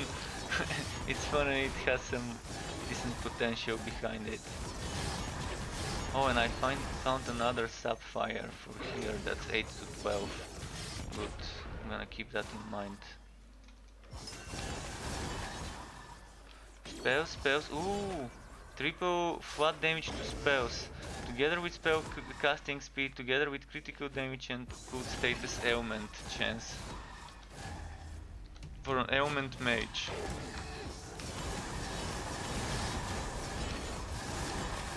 That's the kind of rings I wanna be finding on launch. Alright, let's do this map and then go back to the spin to win.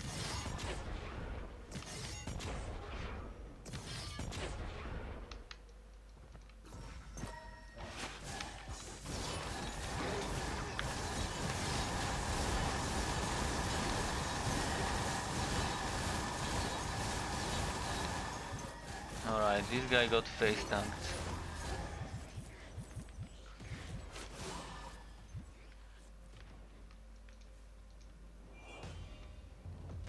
Oh fuck, I started a new one. Well, I'm gonna finish this one and then switch.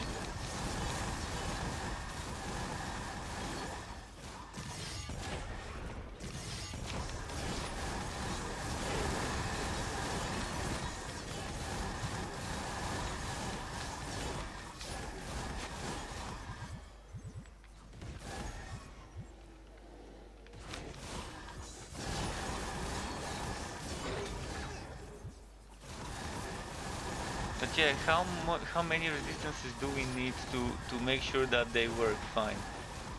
84% all resistances at 5000. And I had 27,000 earlier today. I couldn't believe how I stacked that many. How far can this go? 90% resist.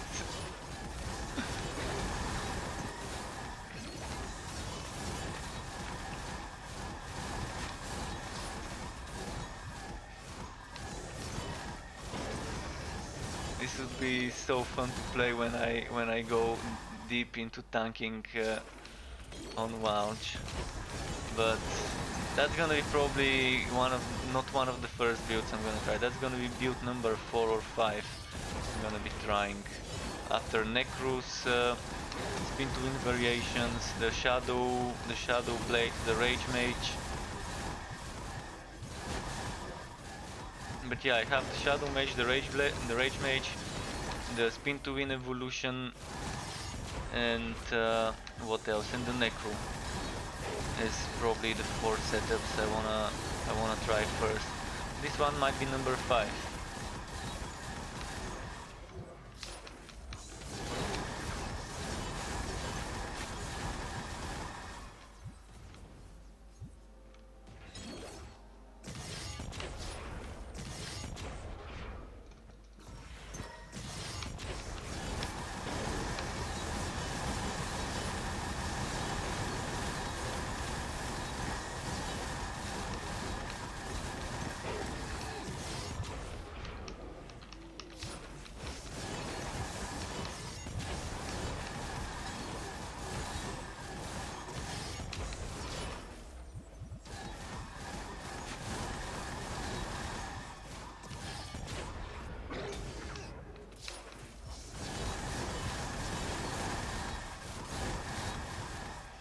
So yeah, if you stack the resources high enough, the enemies are probably gonna do shit knows how little damage.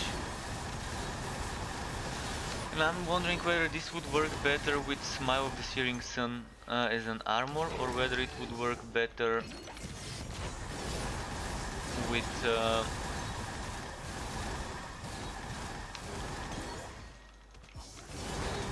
the rage-based damage armor like this one that's giving me 8% damage. By the way, the helmet is only giving me 6, so I can get 1% here and 3% here. That's 4% extra damage. And if I get the passive, another 2%, so 6% more. So this can only get better. And yeah, this with the new toxic AoE would be amazing, and maybe summons would be amazing. But yeah, this with the new toxic AoE would be the bomb. We can get some ailment based stuff going on. There's many things to consider. The key thing is the orbs. The key thing is the orbs and the defensive stuff. We don't know what the new unique items would be as well. There might be a unique item that goes very well with this.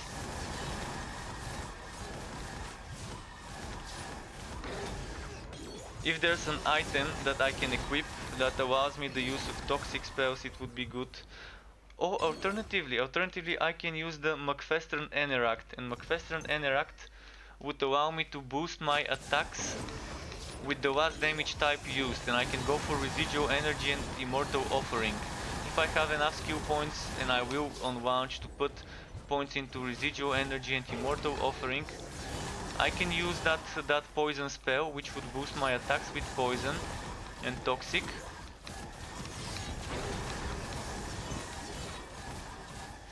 And it would go well because I'm stacking material right now, and toxic is material. The McFestern boosts occult, so if we find a better one than the McFestern, like a catalyst or a shield that gives you toxic stuff. Imagine a shield that allows us to cast toxic spells. Shield that allows us to cast toxic spells without needing to use a staff or a catalyst. This would be my go-to shield for this guy.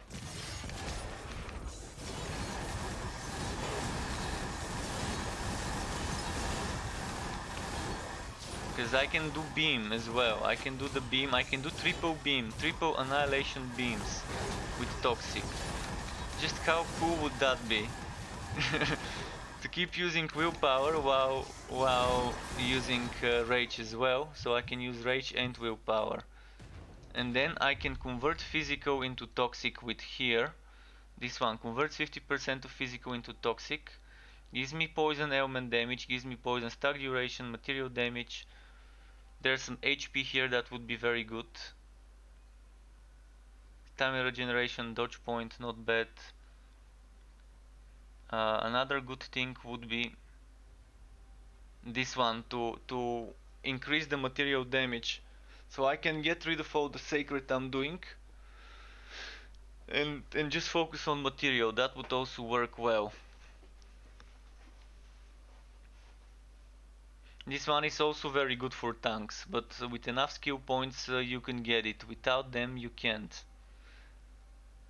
And since I didn't get this max rage and willpower here, that's extra boosted damage for us. Damage to enemies with impaired movement also would be good, because I would be able to do that, but it's only 25%, so not a priority per se.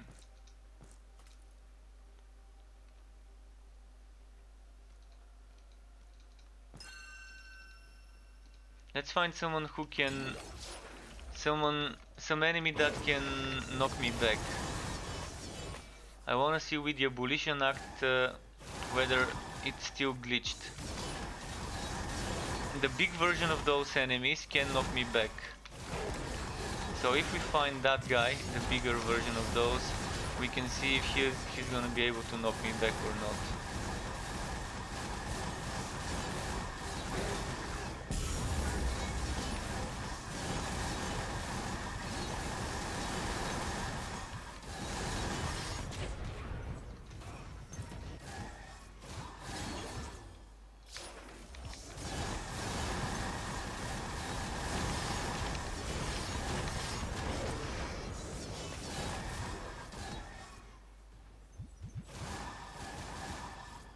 This guy. Let's see if he can knock me back. See? They can. Abolition Act does not work. Fucking crowd control immunity my ass.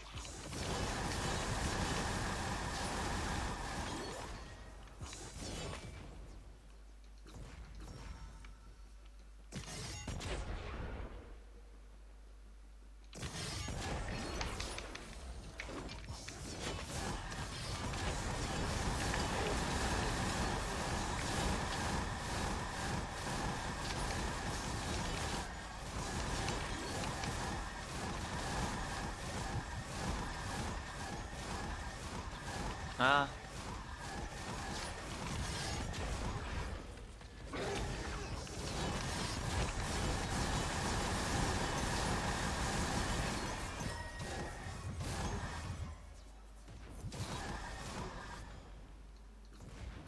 Alright, let's go back to the town, do a bit more spinning. Spinning, winning. This one was nice though, this one was definitely nice to show you again today. Showed it to one part of the world earlier today to people who are probably sleeping now, and now I'm showing it to you guys. Actually, I don't need that one, I already have one.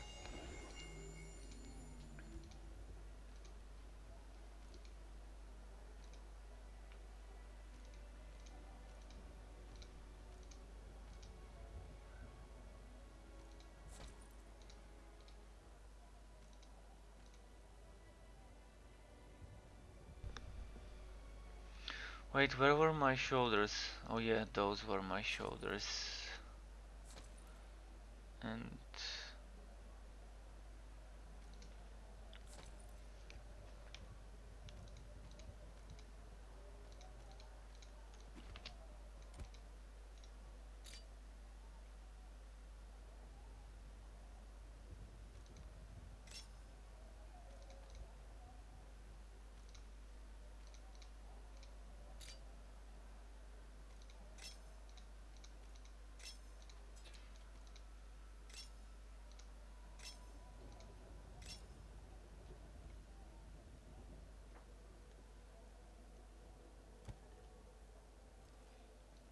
Yeah, from support gems you can even get block efficiency if you wanna go all in on the tank stuff, but it's gonna be so much different with the gems when the game launches.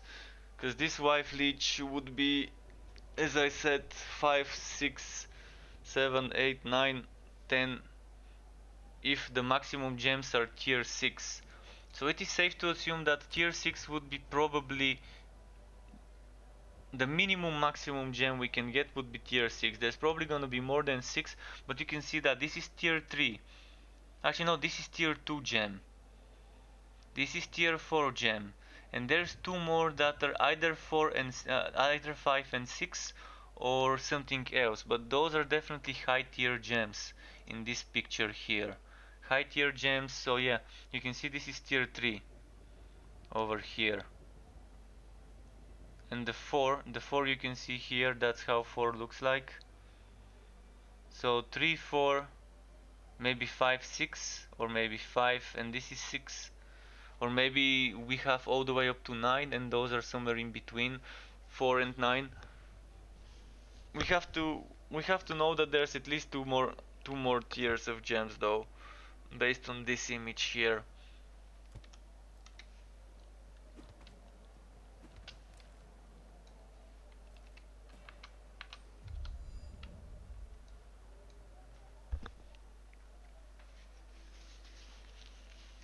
And by the way, this one works with turrets, because I was wearing a dagger, so this setup I was using just now, I could have as well just used it with the turret.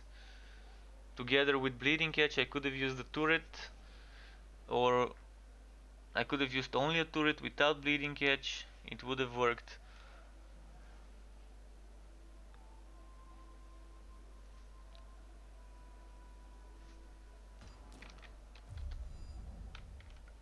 Alright, forgetting to press this.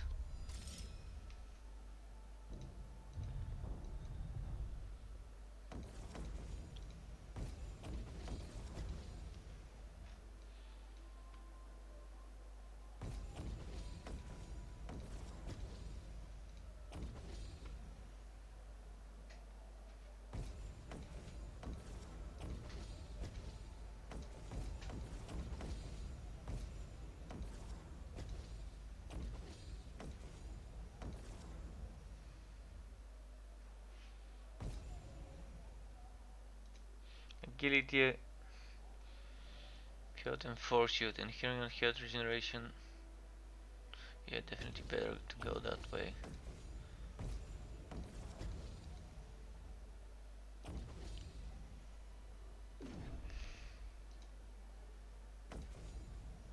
I'm missing something. Can't remember what. What am I missing on this setup? Oh yeah, the movement speeds.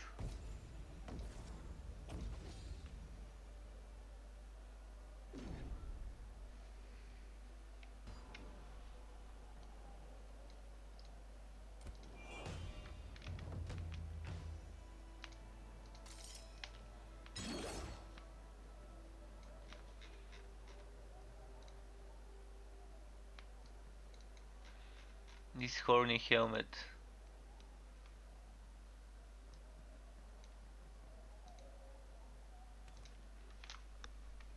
I'm loving some of the design of the items of this game. A lot of spiky stuff.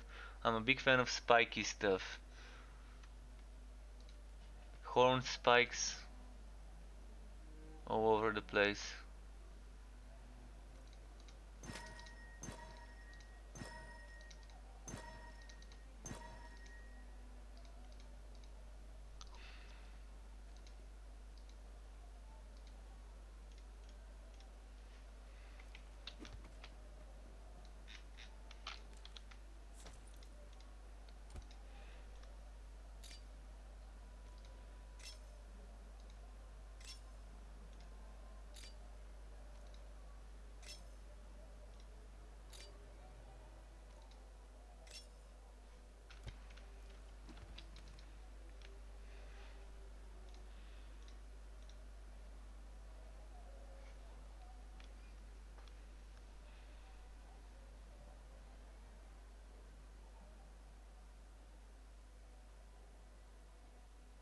This could have been the better one, but yeah. That's probably the one I should have been using. Even though it's with just one socket, it doesn't matter. It would have been better.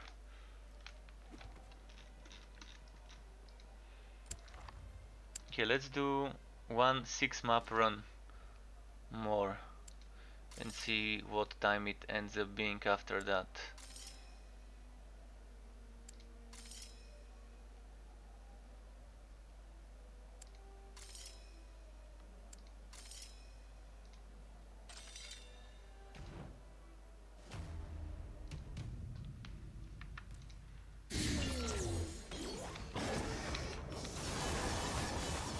Oh wait, wrong skill.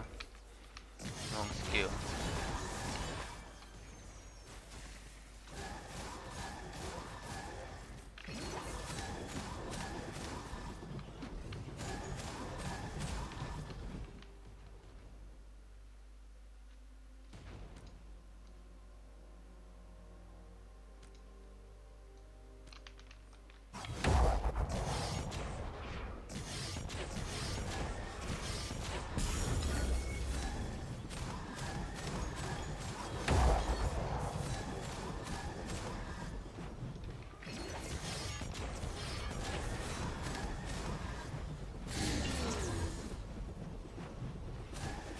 Boom. Oh wait, wearing the wrong belt.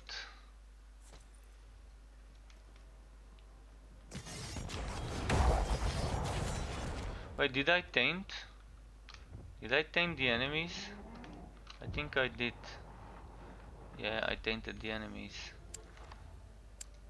Wanted to do a 6-map run, not taint them.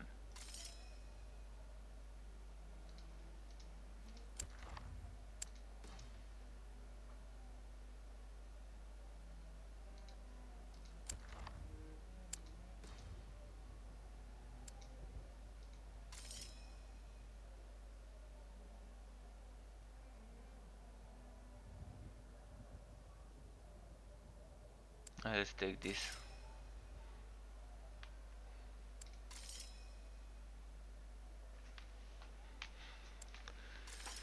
This and this.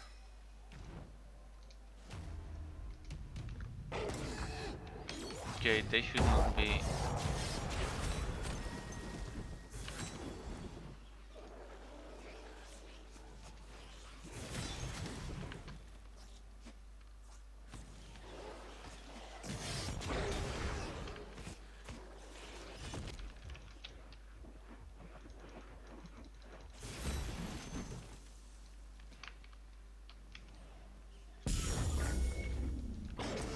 Okay, that's good now.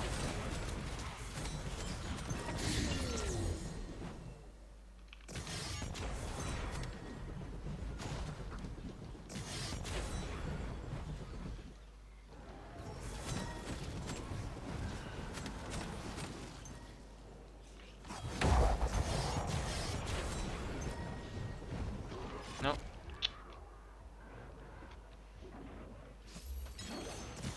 Yeah, I'm starting to feel sleepy again, but I'm gonna pull through until the end of this sequence.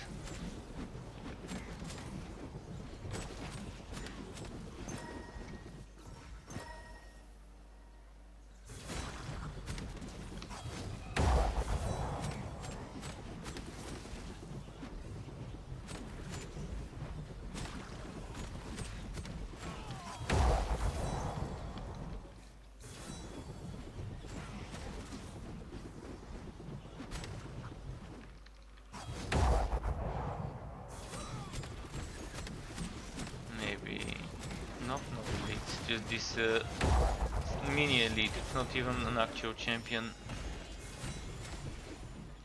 Oh, starting to get the purples. Give me some more. Nice. Nice. Oh, streak, streak. Streak. Let's keep it going. Streak keeps me up. Streaks keep me awake, the wood streaks.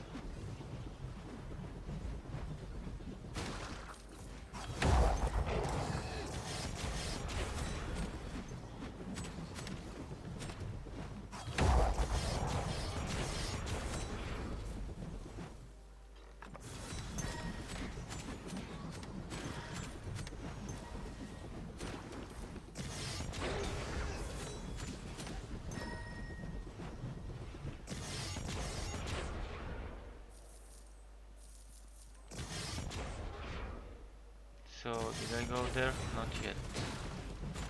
That's where we're going.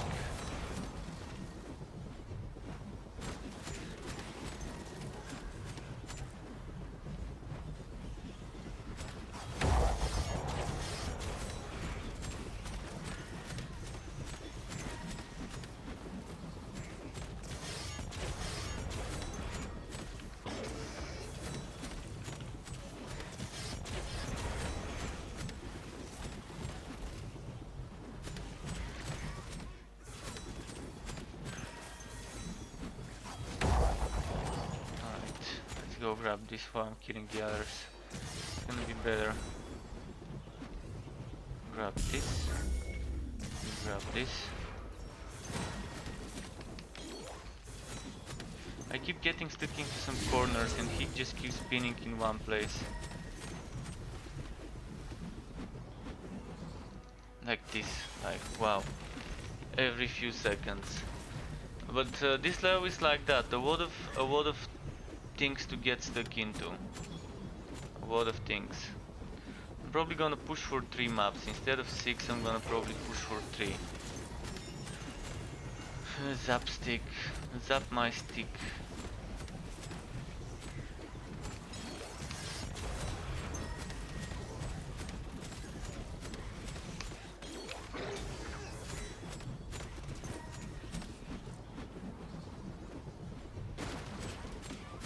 Fucking fab sticks.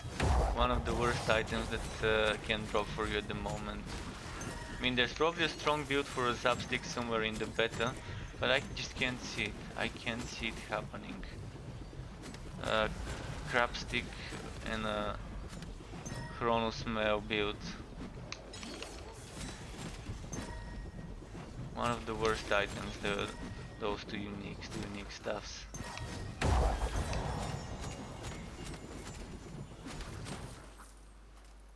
3 crowns cooch, let's see. 10 movement speed.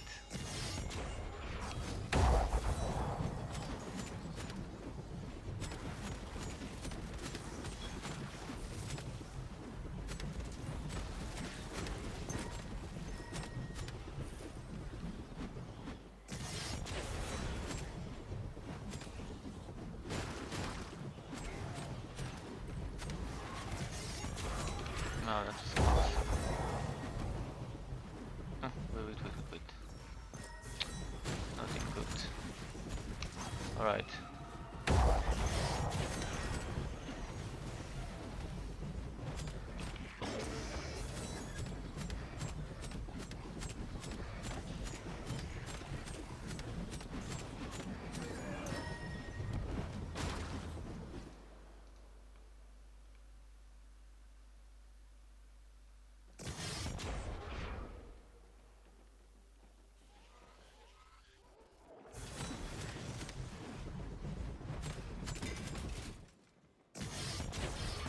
I'm gonna do the same again.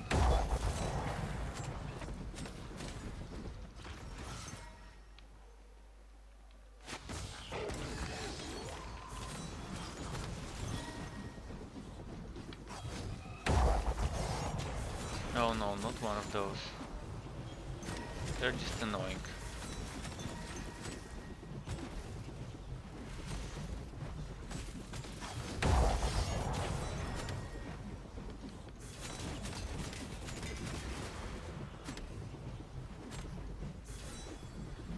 Oh yeah, this is the true helicopter man form. This is how your Wolcen evolves into a helicopter mon. And now we're spinning underground. We're drilling a hole into the ground for you this time. True Drillmon.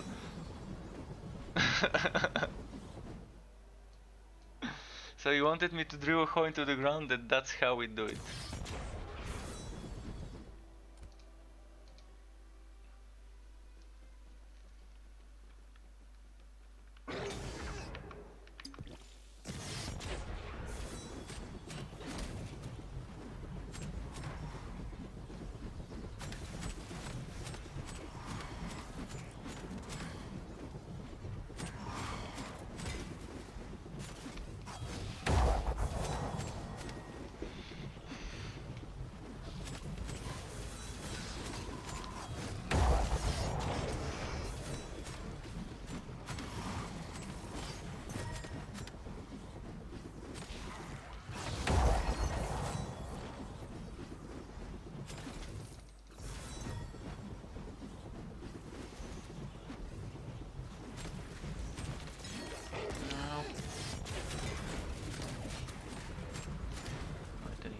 water.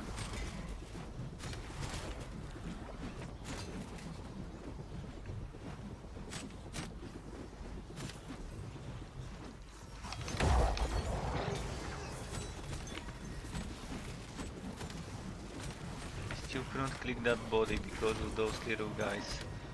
Or did I click it? Can't tell. They're not letting me see.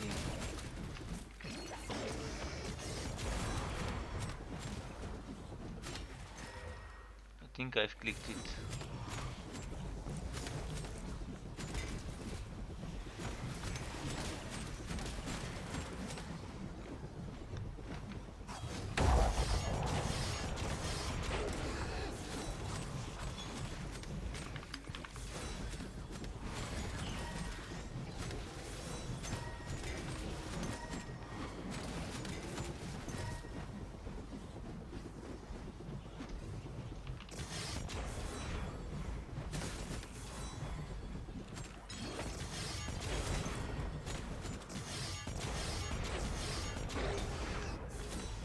I'm stuck.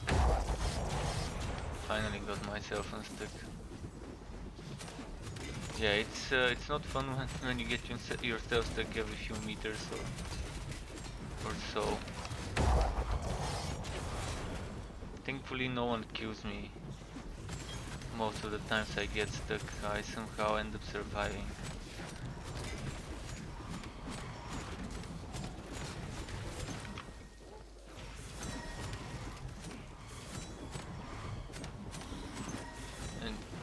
Know what's bad? That when I hold out to see the name tags, I'm not seeing the name tag of the wootables. Like those corpses, like chests, caches and all that. So all those things I cannot see, or maybe just some of those I can't see, but so far I don't think I have been able to see any of those as nameplates. Boss time.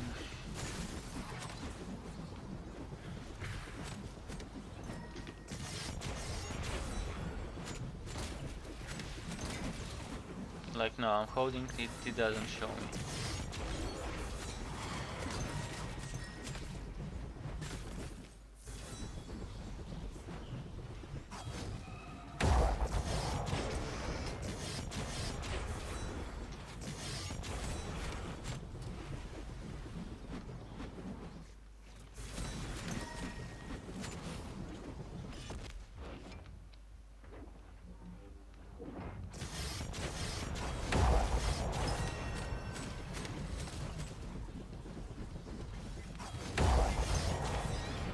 Alright, what's this?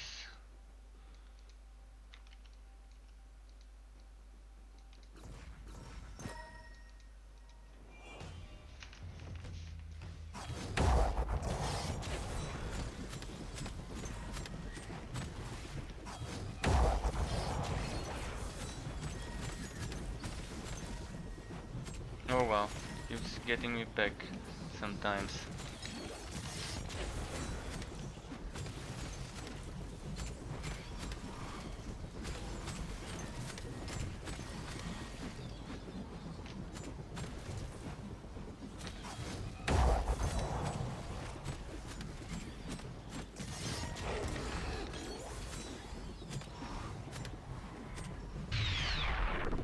Hello, Vodman. Actually, that's not Vodman, that's Zedicus. I'm not sure, I'm seeing Vodman as the last follow, but this one is a sub. Zedicus AWR Go Chris Tiger. A very interesting long nickname on YouTube. Thank you for the YouTube sub. Really appreciate helping my channel grow, dude.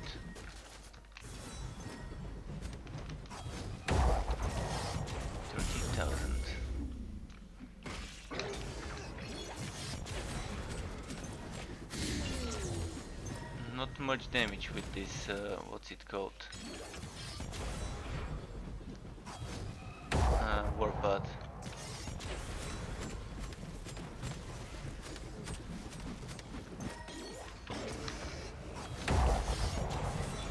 And again, I can't tell what makes Warpath do so much damage. Like now, I traveled a lot more distance than before. Had kind of the same-ish rage. A lot less damage done. Now I barely traveled any distance. Kind of the same damage done. So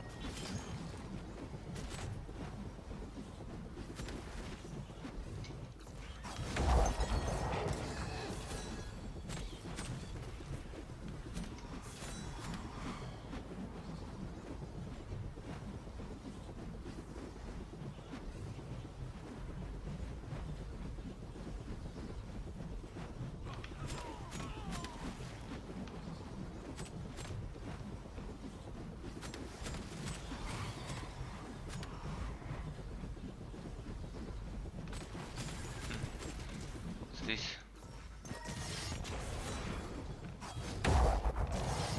Was there a wood quality bonus somewhere at the start of this run, or did I misremember? I don't think there was one.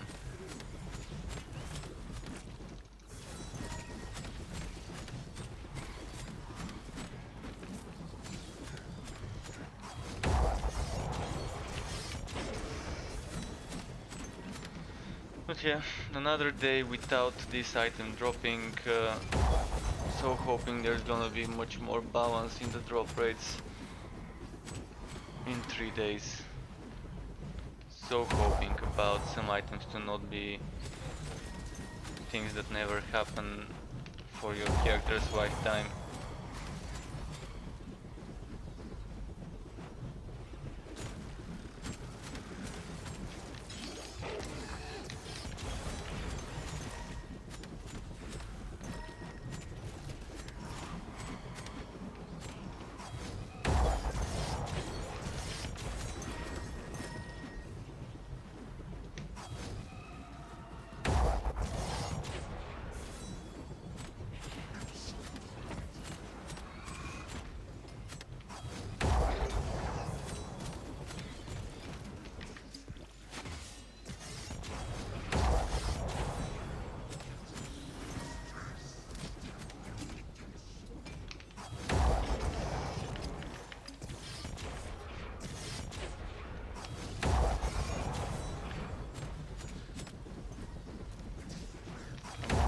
Boom. Come on.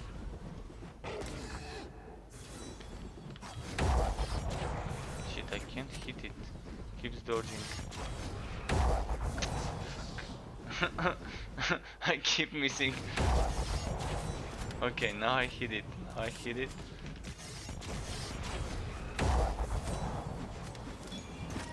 There we go. Okay, let's do one more map. One more map. By the time I'm done with this map, it's probably gonna be 30 past midnight. There we go. This time now it did 57,000 with warpaths. I'm not sure how I do those 90,000 every now and then. Sometimes I do 10, 13,000. With the maximum rage. That is always with maximum rage when those hits, when I'm checking how much it did. So 10 point something with almost max. Let's do max rage now. This one kind of didn't hit anyone. Max rage.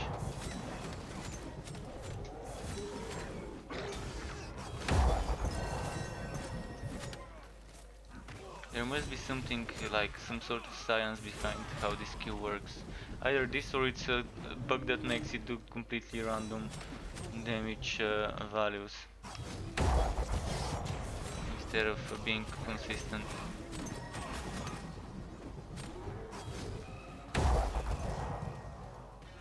Oh.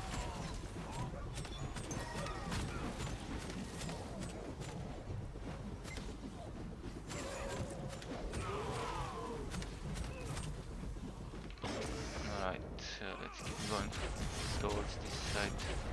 Oh, three of them.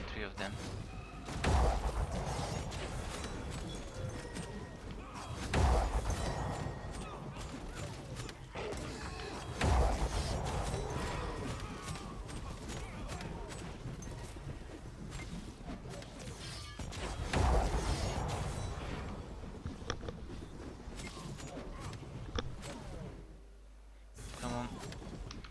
come to me, come to me. And there we go. And I can't spin out of this place.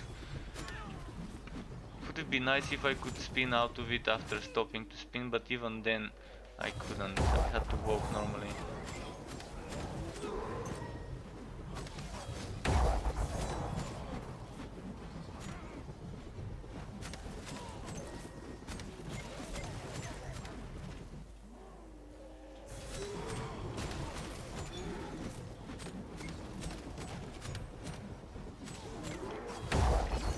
Boom. I'm still weakened. There we go. I'm loving, by the way, the effects of weakness. How it looks like that yellow glow around them. As if they're gonna drop some good loot every time now. Anytime now.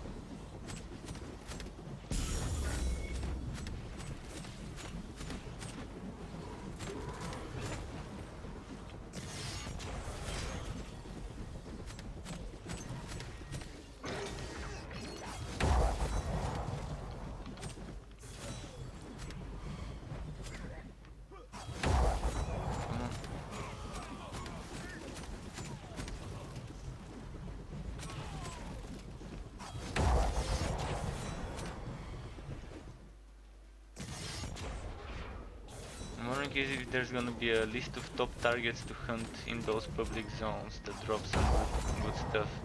There's dedicated drops with some increased chance in the launch version when they open those side zones.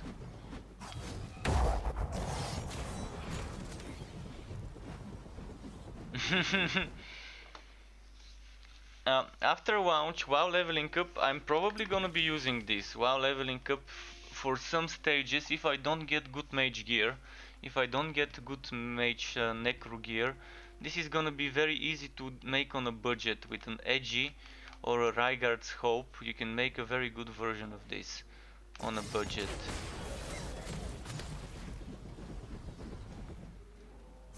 Wow, this one again. This one is again here.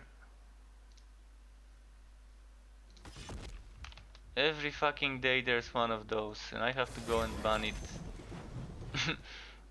Small streamer thinks no mods to do it, and even if there's mods to ban it instead of me, I still have to go in my streaming channel and refresh the cache of my chat page. There we go.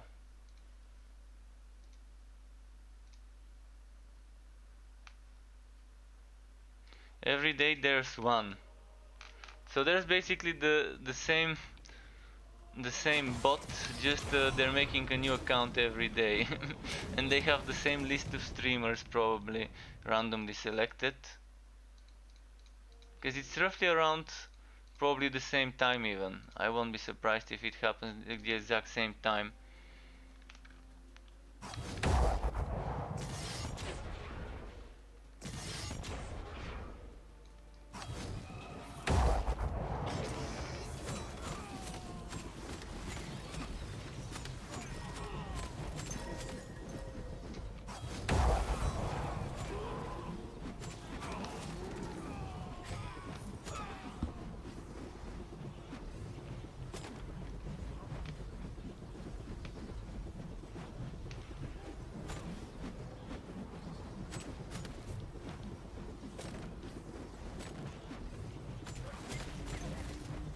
Alright, getting close, getting close, getting close.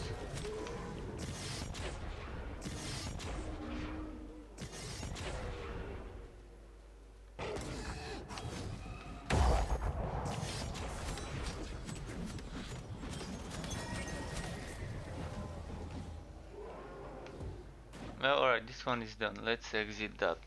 12:30. It is 12:30. Kinda getting close to time where I'm probably gonna be ending the stream. So, what should we do? Kali Goat is streaming. We can probably raid him. He's given me some raids and he's a cool guy. So we can go and raid Kali Goat. So yeah, he's doing some weird setup, but let's stream him. Let's raid him. I'm gonna go ahead and rate him. So thanks everyone who watched on YouTube, on Mixer and on Twitch. If you're on Twitch, stay if you want for the raid. And until next time, keep it cool. Goodbye.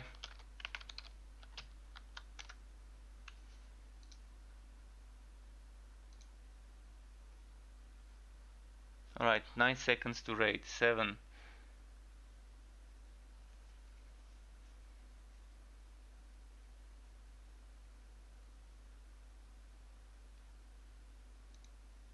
And let's raid. Let's see now.